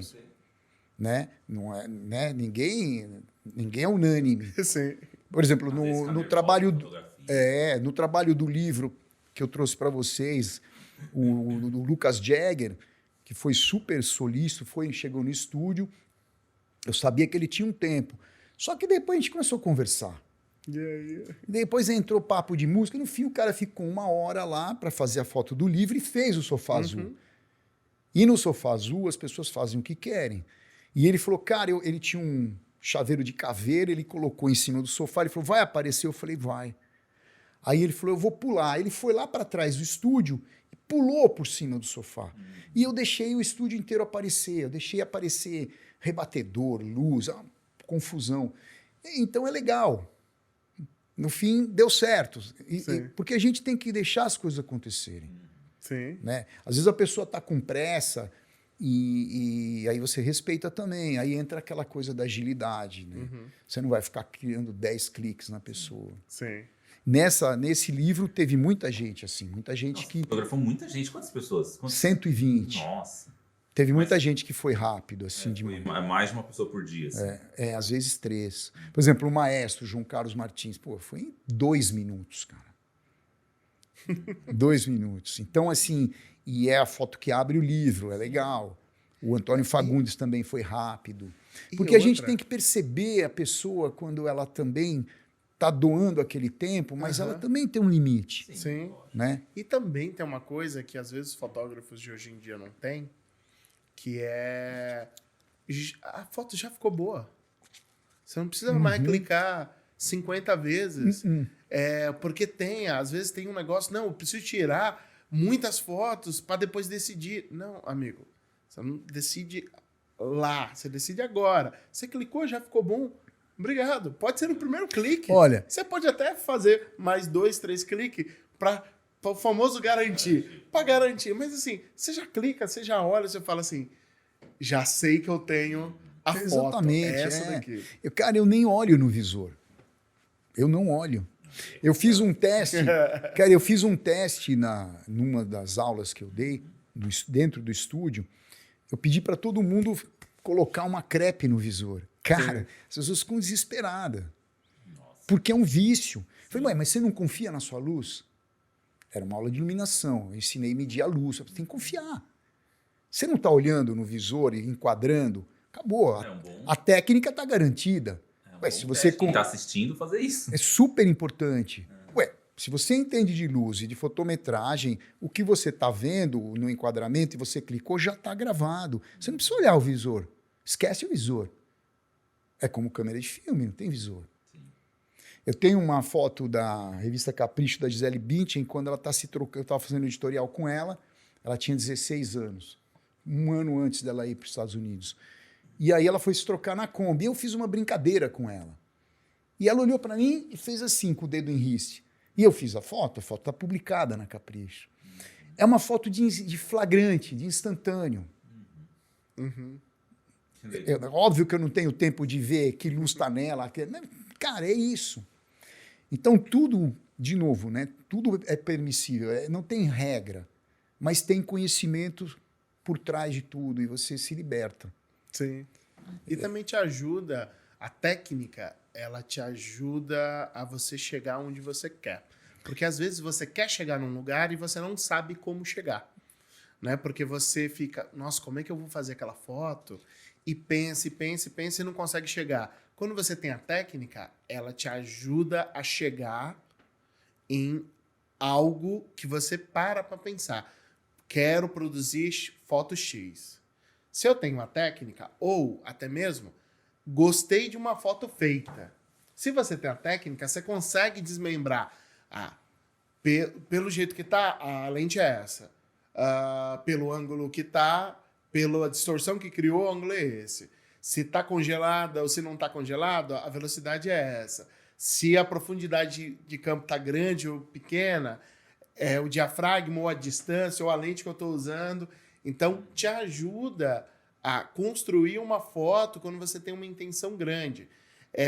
Mas a técnica também não é tudo, porque tem um negócio de sentimento, Claro. tem um negócio de interações, tem um negócio de saber a hora, né? Quando você está numa paisagem, a paisagem, o seu primeiro que no enquadramento não vai caber a paisagem inteira.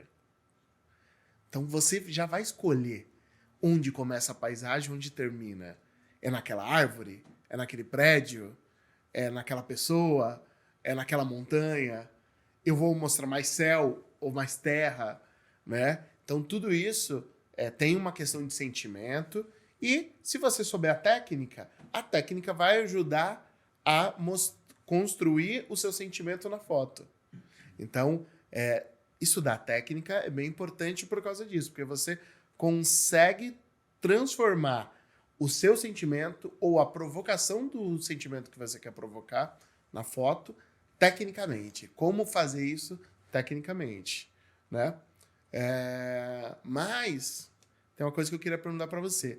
Quando a música entrou na sua vida? Cortando o assunto total. Não, na boa. Eu ia só complementar esse negócio da técnica, antes de falar isso, que assim, você saber, como eu falei, é importante você saber para desprezar. É a mesma coisa, você saber fazer para desconstruir. Sim. Se você me pedir uma foto extremamente técnica, descritiva de um produto, eu vou te entregar. Mesmo um produto com brilho, com volume, como fotografar uma garrafa, por quê? Um objeto reflexivo. Mas eu posso desconstruir isso. Eu posso usar uma coisa totalmente diferente. Eu posso usar defeitos que são efeitos. É nesse sentido. Aí volta a história da adequação. Sim. Respondendo à música, quando eu comecei a fazer o curso de laboratório com 14 anos, eu comecei a estudar música também. Aí, tá vendo? Tá pulando parte da história. Porque- Tá vendo? Tá pulando. Você não falou, né? Não, porque eu tinha parte da minha família, tinha um bisavô maestro, Olha aí, ó. Tá vendo? avô tocava, minha mãe toca, então assim. E eu já. Sua mãe toca o quê? Eu Sua toco mãe. piano. Piano. Não, mas amador. Não, né? sim, Mas não, o mas- maestro era bom. E assim. Aí eu comecei a gostar, a curtir muita música. Eu sempre ouvia na casa dos meus pais ouviam muito jazz e bossa nova. Mas eu era roqueiro, né? Sim. E aí eu comecei a estudar música e me interessar bastante. Comecei a aprender violão, depois contrabaixo. E aí teve um determinado momento que eu já fotografava, já estava fazendo editorial, tudo. Eu tinha acho que uns 23 anos. Que um amigo meu montou uma banda e me chamou. E a gente tem a banda até hoje. Por que o rock te chamou a atenção Mas eu não na vivo adolescência? disso. Oi? Até hoje. Não, Tá? A gente foi contratado de gravadora, fez shows, tudo, mas ele... Oi. O rock. Não, por que o rock te chamou a atenção? Cara, eu comecei a ouvir, eu comecei a me interessar por rock quando eu tinha de 12 para 13 anos. E tem um lance estético também. Sim. Não só o volume, o ritmo, mas tem um lance estético. E eu peguei uma época É que até o ritmo é estético, né? também. Se for pegar, Obrigado. até o ritmo, ele tem estética, né? Como ele pulsa, como é a batida, como é os instrumentos, se eles são mais altos, se eles são mais baixos, se a voz está mais afundada, se a voz está mais saltada. Tudo isso também constrói uma estética sonora. É verdade. Daí eu comecei a... Eu adorava as capas, né, do vinil. Sim. E aí eu comecei a abrir o caminho. E eu estudava com um maestro lá da USP, harmonia, composição. Né? Sim. Nada que eu ia ser músico assim, mas abri um leque. E aí eu peguei uma época dos anos 70 que era muito dinâmico. Sim. Né? As bandas de rock progressivo, os caras tocavam muito bem. E aí eu comecei a gostar tudo ao mesmo tempo, cara. Eu ouvia música erudita, eu ouvia jazz, eu ouvia Beatles, Stones, Jimi Hendrix, The Doors, Emerson, Lake and Palmer, milhões. Aí veio a década de 80, que eu era novo, mas eu não gostava do som da década de 80. Para dizer a verdade, eu gostava sim do The Police e do U2, o resto eu achava bem mais ou menos. Mas tinha outras bandas. É que em 80 foi muito mais New eletrônico. Wave, não era muito a minha praia. Os instrumentais saíram Mas era a minha época. para entrar mais sintetizador, simplicidades melódicas que talvez num progressivo talvez não. O progressivo ele tem muito mais construções sonoras do que... Sim, mas eu gostava de Stones, que é rhythm and blues, eu gostava do Hendrix, que não é progressivo. Mas assim, por uma questão, sei lá, de identificação mesmo. Sim. Porque as duas bandas da década de 80 que são grandes até hoje, embora uma não existe mais, mas se voltar lota, que é o The Police, eles começaram em 78. Sim, sim. O U2 também. Eles começaram um pouquinho antes. E eles têm uma sonoridade que não é década de 80. Sim, não é. Não é. Então, assim, mas tem coisas legais na década de 80. Todas as décadas vão ter. Tem. Né? Mas...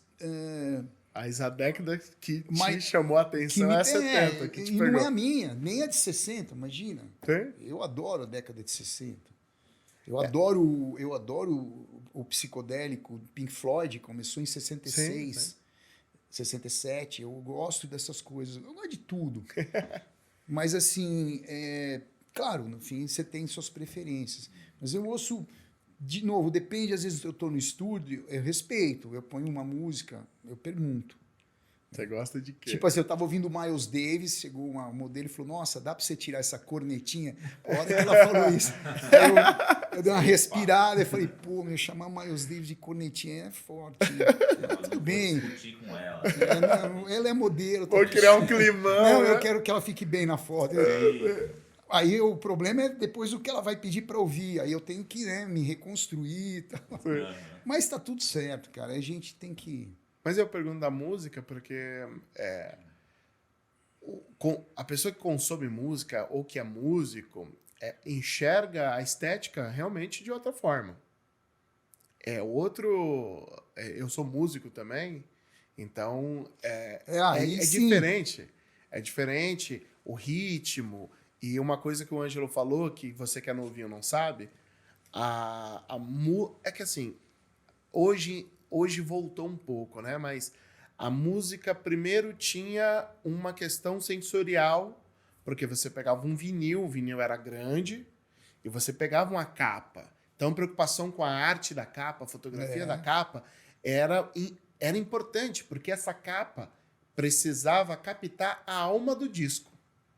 Então, se o disco tinha lá 10 faixas, 8 faixas, aquela capa precisava te meio que, olha, o disco é sobre isso daqui. que era uma experiência estética. Maravilhoso. Você pega os discos do Pink Floyd, as pessoas não falam o nome do disco, falam o disco do Prisma, o disco da vaca, o disco da orelha, Isso. né? Então, assim, tem muito isso também. Sim, Pô, você pega sim. o Sgt. Peppers dos Beatles, aquela arte é genial. Você Sim. pensar que acabou, né, cara? Não tem Então, mais, nem sim, CD hoje, né? Hoje, Você for ver, mas é uma- hoje Você não- acontece um movimento na Europa bastante forte, que é a volta do vinil, já tem uns anos. Sim. O que mais vende hoje é vinil. CD não vende mais, porque Mais está em vinil. outras plataformas. Sim, sim. O vinil de 80 gramas, a sei lá quantas gramas, que é o mais pesado. Eu tenho um monte.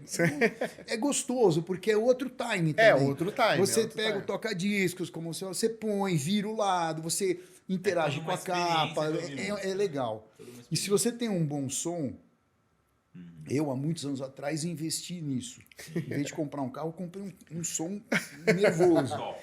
Cara, você fecha o olho, os caras estão dentro da sala. Quando você É. pega uma gravação do Miles, por exemplo, Sim. Joe Coltrane, gravações do final dos anos 50, é inacreditável, cara, você ouvir o dedo do cara do contrabaixo, da corda. É sério, como ele falou, é sensorial. Sim. E dependendo do teu som como está dimensionado, você sente a espacialidade do som. Sim. É muito legal. Mas é outro time. Não é, isso é para você estar na sua casa, você ter um lugar. Ou Eu até- ouço no carro, eu ouço música o dia inteiro, no carro, no estúdio. E uma coisa que o pessoal não Então, faz hoje em dia de computador. música, que antigamente se fazia, era escutar música. É. O que Pois é. significa isso? Não é que você está dirigindo e escutando música. Então você está dirigindo e escutando música. Você está cozinhando e escutando música. Hoje, antigamente, eu não estou nem falando que era melhor. Estou falando que era outra experiência, que era a pessoa deitar no quarto dela, desligar a luz, colocar lá o som para tocar e ficar ouvindo a música. Apreciando a música. Né? Ouvindo a música, que é um negócio que é muito difícil as pessoas fazerem hoje em dia, porque é sempre fazendo alguma coisa.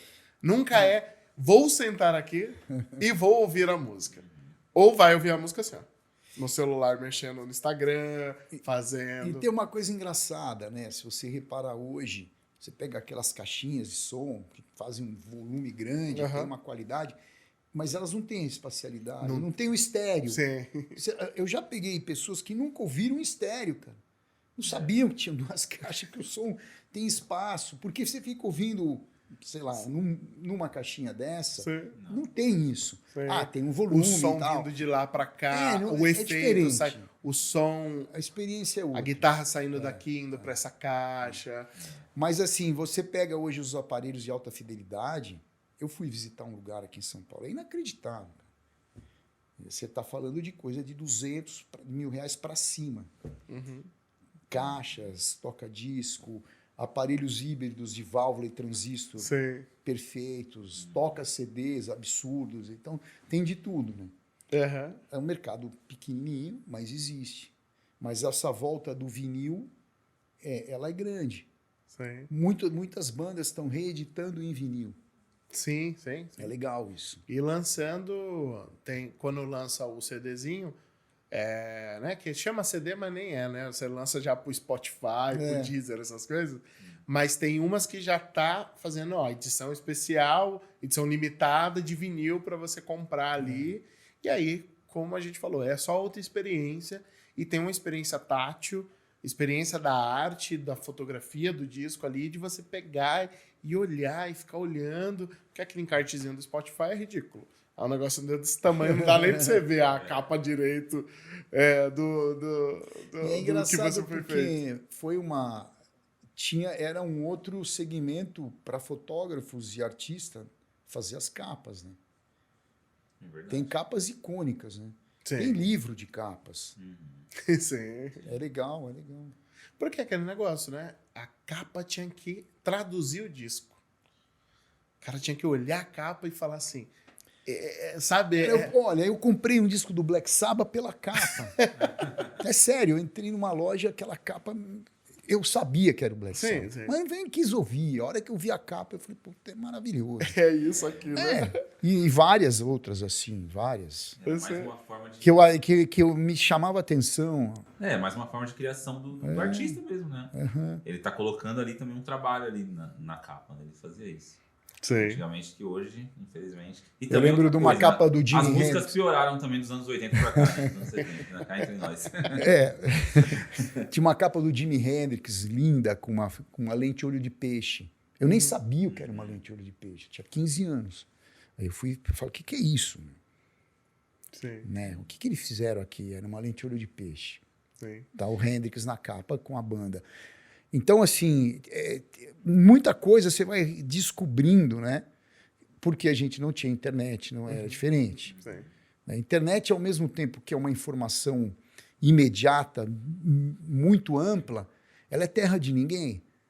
Se você não souber o filtro para você saber o que é verdade ou não, o que é legal ou não, você está sendo enganado. O que eu vejo de gente dar aula de fotografia na internet sem nunca ter publicado uma foto na vida. Você dá um Google no cara, não existe o cara, mas ele está lá dando aula e jogando regras, né? Ou termos novos por uma questão de marketing. Né? Eu vejo muito isso. As pessoas inventam termos, né? Rótulos de tipo de foto que não é verdade. Então, assim, eu vejo isso direto. Isso não só na área da fotografia, mas em várias outras áreas. Então, por exemplo, a gente é refém de uma informação de medicina decente, porque você entra na internet, tem aulas de milhões de pseudos remédios naturais, Sim. né? Tem coaching de tudo na internet. Emagrecimento, Não, várias coaching de formas, tudo, inclusive de fotografia. É um grande mercado Sim. digital isso daí, pra... Um dia eu vi lá um cara falando sobre aula sobre foto sensual. O cara nunca publicou uma foto na vida. Você vai ver quem é. Não tem exposição, não tem uma desculpa. Não, isso quando Não você- que ele não possa falar, mas ele não pode dar uma regra que ele não desconhece. Ele não tem trabalho para isso. Sim. E isso está lotado. Né? Eu vou até falar de um grande amigo meu aqui, que eu acho que vocês já fizeram um podcast com ele, que é um mestre, que é o Thales Trigo. O Thales entende muito de fotografia, muito. Eu aprendi muito com ele na parte digital. E a gente fala às vezes sobre isso. Ele é mais polido do que eu. Eu já mando tudo a fanculo e ele... Mas é verdade, porque a gente olha aqui e fala, pô, meu, não tem construção. Eu vejo às vezes as pessoas falam, eu virei fotógrafo. Como assim você virou fotógrafo? Não tem construção de carreira.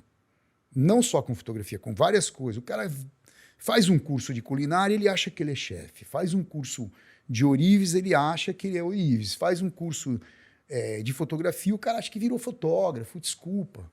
Tirar fotografia é uma coisa, ser fotógrafo é outra. Meu pai tirava fotografia bem. Não era fotógrafo.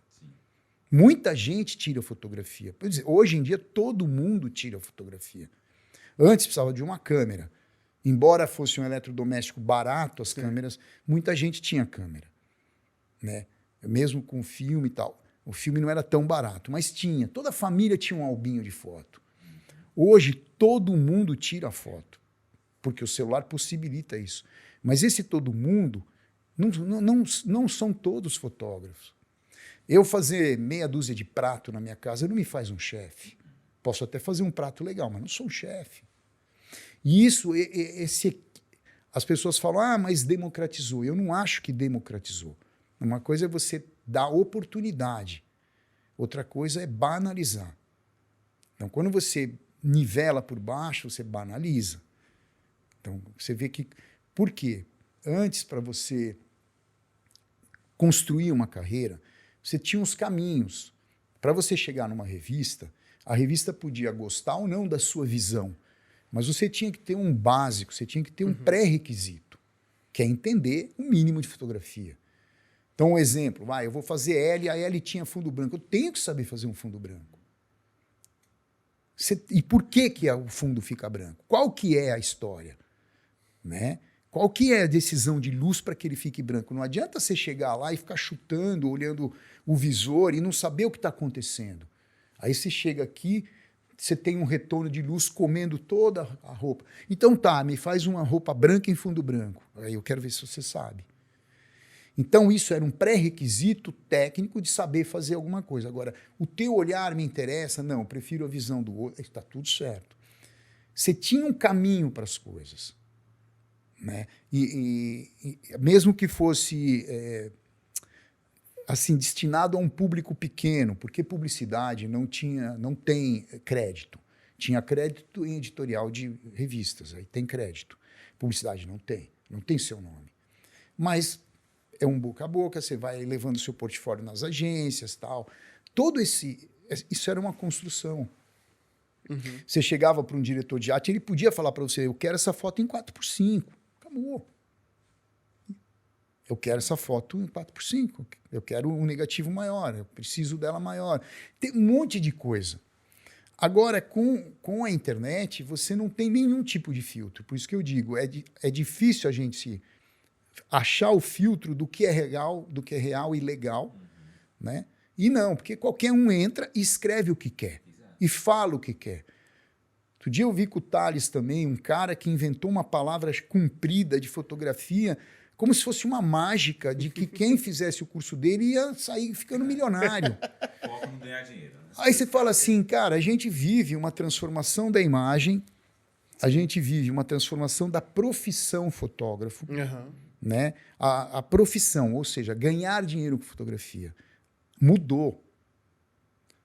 Com quem você vai concorrer? Que estrutura você tem?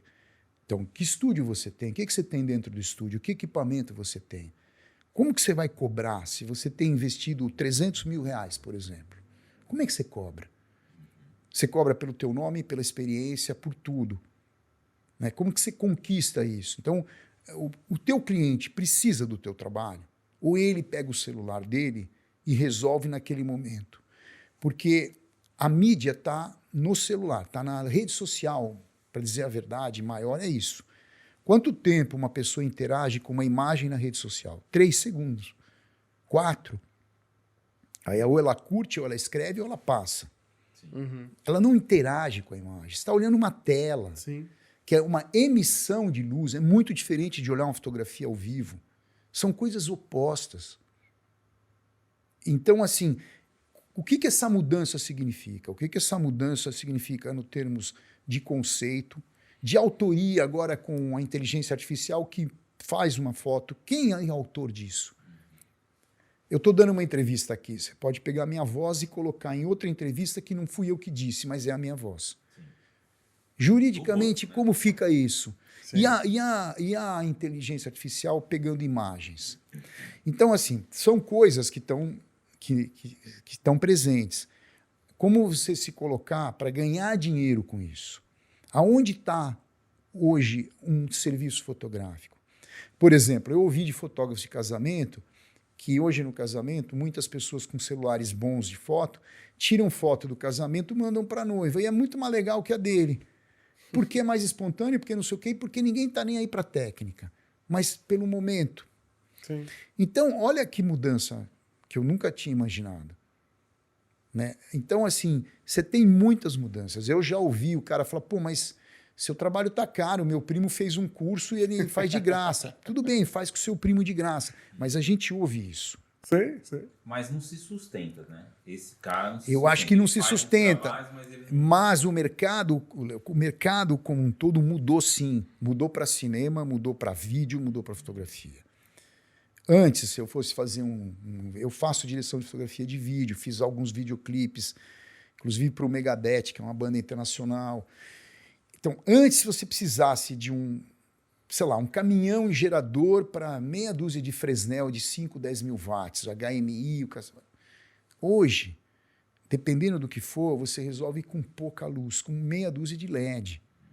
E às vezes, se o cliente não é exigente, faz até com o celular. Entre aspas, resolve. Ah, mas esse cliente não tem um nível de exigência grande. Ok, mas resolve. Entra na televisão e vê os anúncios. Tirando meia dúzia de grandes anúncios, ainda feitos por bons diretores, com equipe legal, o resto é amador, cara. É vergonha alheia. É iluminado com a lanterna. Mas está lá. E, de novo, o que eu estou falando, não estou julgando, eu só estou dizendo qual é a realidade que se apresenta. Então, quando eu vejo um cara falar uma bobagem daquela, inventar um nome que não existe, ele inventa um nome comprido que eu não sei repetir, senão eu repetiria. É sacanagem, cara. É sacanagem. Não, você vai ganhar dinheiro. Aí eu vejo Tem uns 10 caras que falam que dão aula de retrato. Cara, retrato é uma coisa que na maioria dos fotógrafos adoram fazer. Você vai do Avedon, Irving Penn, quem você quiser. Os mais novos, Nick Knight, tem um monte de gente. Eu tenho, sei lá, quase 250 livros de fotografia. Não cabe aqui ficar falando, mas assim... Então vem um cara te dar aula de falar de retrato, que você vai ficar rico fazendo retrato. Do nada ele fala isso. Pode até ser que alguém ganhou muito dinheiro aqui, mas não é isso. Até porque o caminho de um não se repete com o outro. Sim.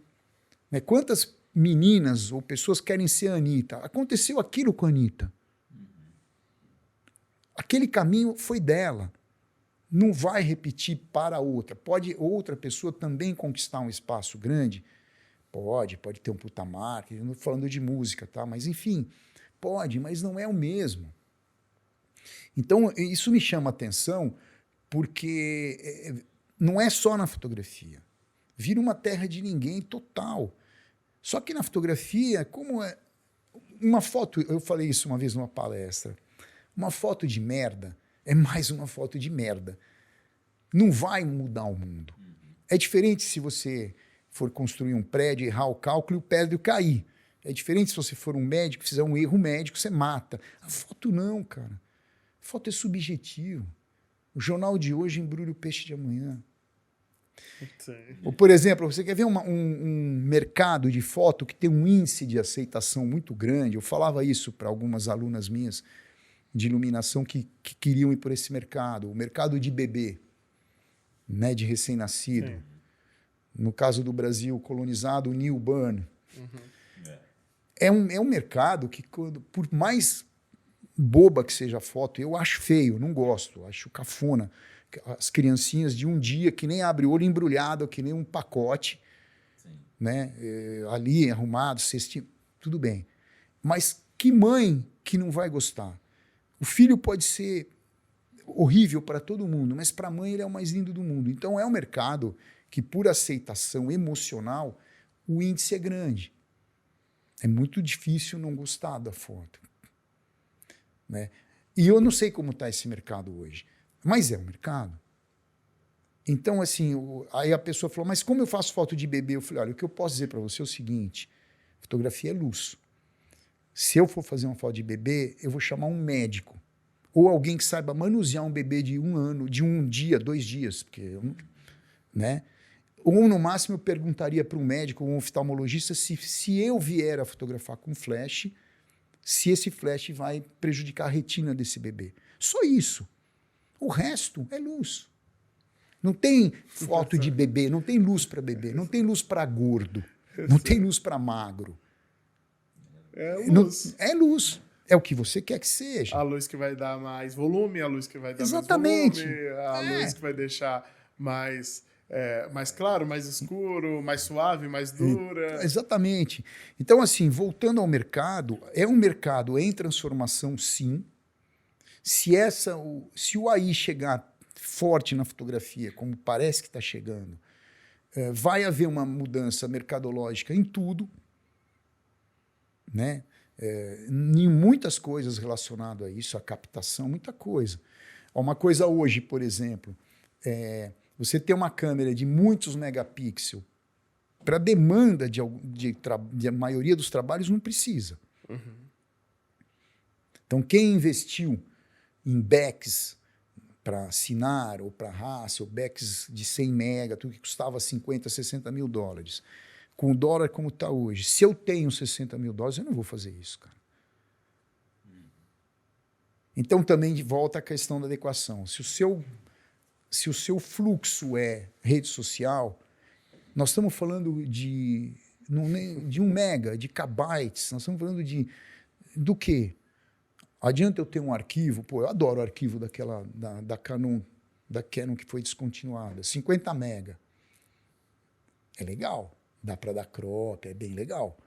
Mas para um Instagram não faz diferença alguma. Exatamente, mas para quê? Para minha exposição é demais, para as fotos que eu fiz gigante de Noronha é demais, mas e aí? Para pôr no Instagram, não precisa. Né? No curso a gente Então, imprimia foto para as pessoas E era muito engraçado que a pessoa escolhia a foto e falava assim, tá desfocada. Aí ela, no celular não tá. Aí eu, não, mas é porque tá desfocada. É que no celular você tá vendo a foto desse tamanho. Exatamente. Então esse desfoque que não parece um desfoque, na hora que a gente amplia... É um desfoque. É um desfoque enorme. E isso acontece no visor direto, cara.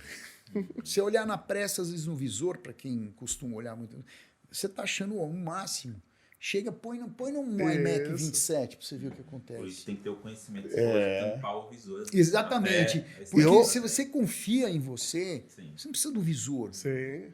Ah, é legal o visor? Pode ser. Eu fiz um trabalho uma vez com o Neila Torraca para uma revista, umas fotos muito legais no estúdio. E aí ele foi embora do estúdio, a equipe foi embora e eu fui para o laboratório revelar. Era filme, eu queria fazer, eu já tinha digital, mas eu fiz com filme. Cara, você sabe o que aconteceu? Na minha adrenalina ali de revelar, na hora que eu fui pegar o frasco do revelador que eu já tinha preparado, eu peguei um frasco de água. Em outras palavras, eu revelei o filme com água. Interrompi, fixei. Pô, tô tirando do fixador para ver o filme inteirinho branco. Falei, cacete, eu não revelei o filme. Aí eu fui lá na coisa do revelador, pus a mão, não sentia viscosidade, assim, pus na boca, puta, é água. Cara, aí eu falei, tô fudido, né? Você sabe o que eu tinha feito? Eu tinha um Polaroid 35mm e eu tinha uma caixinha que revelava o Polaroid 35. Sim. Eu tinha feito de experiência. E esse eu tinha revelado na hora. Uhum. Eu pus lá, revelei, puxei, olhei na mesa de luz e falei, puta, que legal que ficou. E guardei. Aí o que eu fiz, cara? Eu peguei, olhei com a lupa, editei 2 fotos, mandei para a revista. Falou, são essas. E eu falei, pô, tomara que o cara não me peça o contato, né? Para ele ver mais. E, não, legal, tá ótimo. Cara, me salvei. Uma puta foto legal. Mas eu dei sorte. Pode acontecer. Agora, tudo bem, ia ser muito desagradável eu pedir para o cara voltar porque eu errei. Uhum. Talvez ele voltasse, Sim. mas assim... Por que eu estou falando da confiança? Porque aí eu não errei a fotografia, eu errei o meu laboratório. Podia acontecer isso numa empresa de revelação também. Ou se fosse traduzir para hoje, o cartão de memória... Isso, o cartão de memória. O HD parou de funcionar. Você perdeu um HD no meio de um trabalho. Já aconteceu isso comigo. E aí? Você já pensou? Pô, é o cartão de memória. Sim. Exatamente. Cartão de memória parou, o computador não está mais lendo o cartão de memória. Caiu no chão, você pisou em cima, ferrou tudo. Sim. Então, assim, tem tudo isso. Mas o fato de fechar ali e não olhar é para tua autoconfiança do que você entende de fotografia. Tem. Não precisa olhar, cara. É gostoso olhar? Ok, mas não precisa. Se você entende o que você está fazendo, não precisa. E quando você observa as pessoas fazerem isso, é engraçado o tempo que se perde. Pode reparar. O cara faz um clique e olha, Pô, é insuportável. Imagina o modelo ficar assim, ó. Sim. Não precisa. Sim. A captação digital é um tipo, a captação em filme é outra, mas a luz é a mesma. O conceito de luz e de interpretação é o mesmo, não muda. Se você está fazendo ainda num estúdio que você controlou a luz, sim, você posicionou, no máximo é dar o primeiro clique, amplia para ver se está tudo em foco. Tá tudo funcionando? Beleza. Não vai mudar. A potência da luz não vai mudar. A luz não vai mudar. Então, é saber. Já clica. O próximo já tá certo. Mas mesmo que mude, se você continua, se você tá ali, mudou, você tem alguma dúvida, vai lá e mede a luz. Sim. Você não precisa olhar. Sim, sim. Ou como aquilo que eu te falei, você fez uma dinâmica, a luz é a mesma, todas as regulagens da câmera são a mesma. Mas pela dinâmica, os resultados são diferentes. Uhum. E são legais. Sim. Então, assim, o fato de você olhar gera uma certa insegurança. E para muitos clientes isso gera insegurança. Sim, verdade. Ângelo, o que você está fazendo atualmente? Quais são os seus projetos atuais? Cara, eu estou num estúdio no Alto da Lapa, que tem até uma curiosidade. É uma garagem antiga, numa casa grande, antiga, de um pessoal de cinema. Então tem as figurinistas, tem uns acervos, e eu estou numa garagem gigante, inteirinha azulejada de azul até o teto. É sério, cara. Caramba.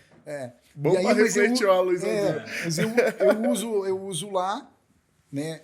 Não tenho fundo infinito, eu tenho usado o rolo de papel, o lona, e uso partes da casa também. A casa é grande, tem várias áreas externas. Tá? E aí eu tenho feito bastante catálogo, algumas revistas, poucas que restaram. Vou fazer a capa de uma sábado agora. Legal. Com 2 DJs. Fiz com a Ana Canhas, que foi a que saiu a matéria na Folha. Vai ser uma capa. Quer dizer, já foi uma capa. Aí eu fiz uma também com o Rodrigo Oliveira, que é o chefe do Mocotó. Também vai sair. Cara, é bem diverso. Faço algumas coisas de vídeo. Poucas publicidades, porque diminuiu muito. Né? Fiz uma recente agora. Semana passada fiz uma publicidade com a Sheila Mello de um produto de suplemento alimentar. Sim.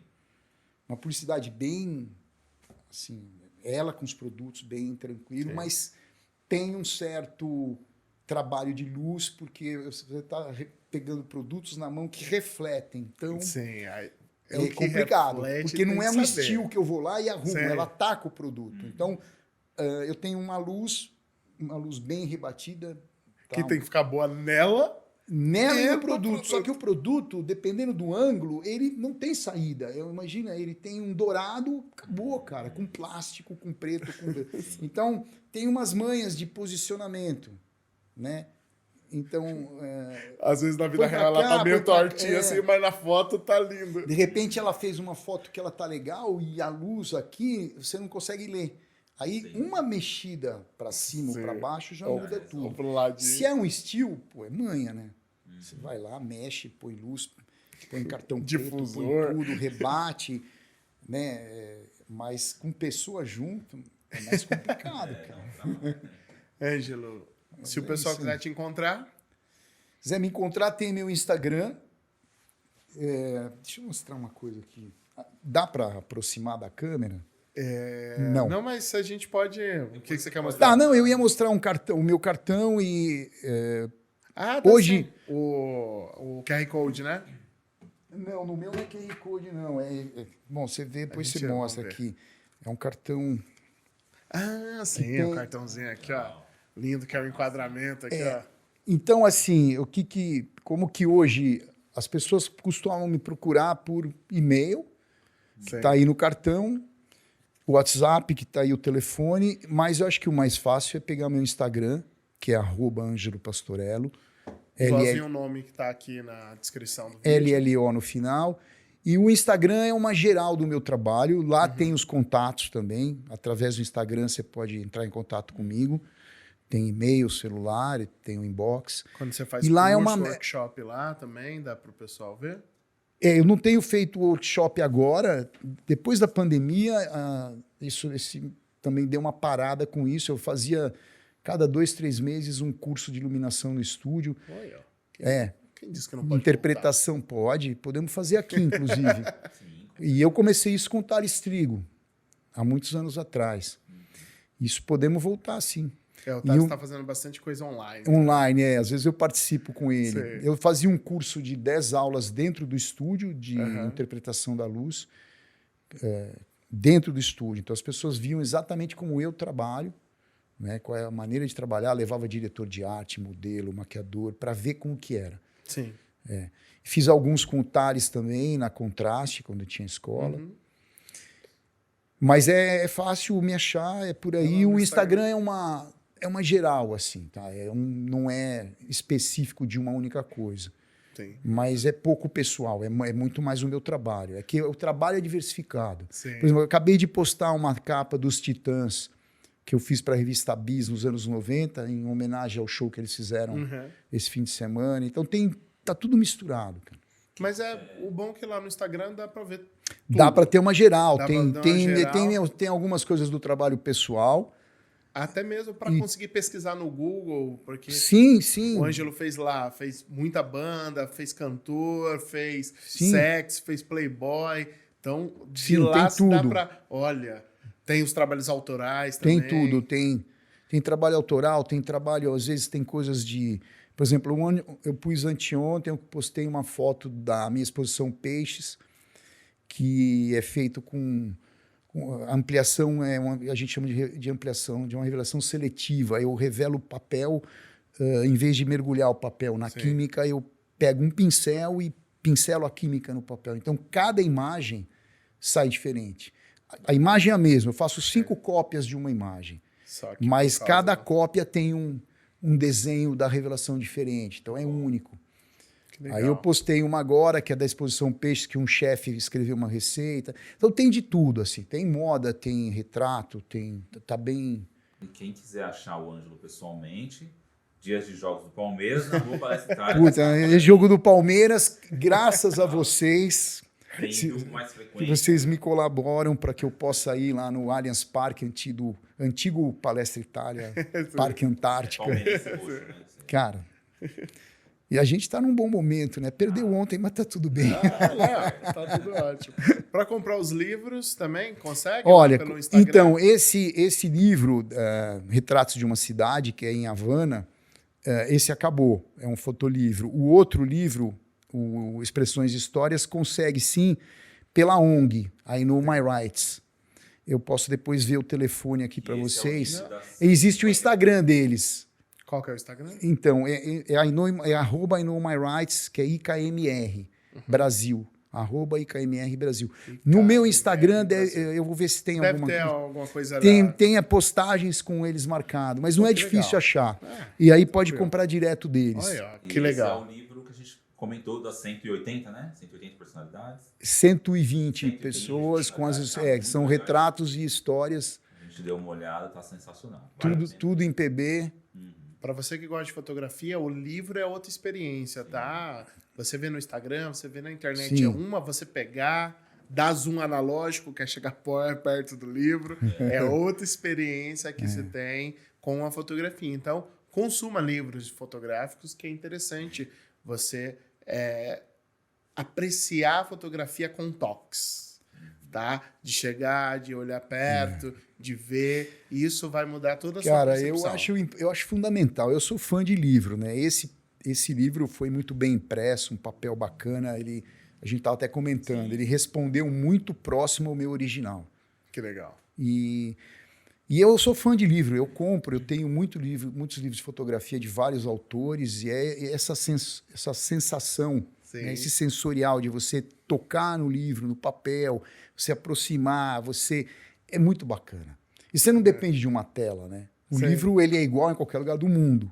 Sim. Isso é verdade. Você não tem perfil de cor para ele é igual. Você não tem o seu celular Então, ser uma coisa, a tela do computador, a tela da TV ser E outra. eu acho isso bacana, eu acho que para quem está começando ou gosta de fotografia, independente se a captação é digital ou de filme, não é isso que importa.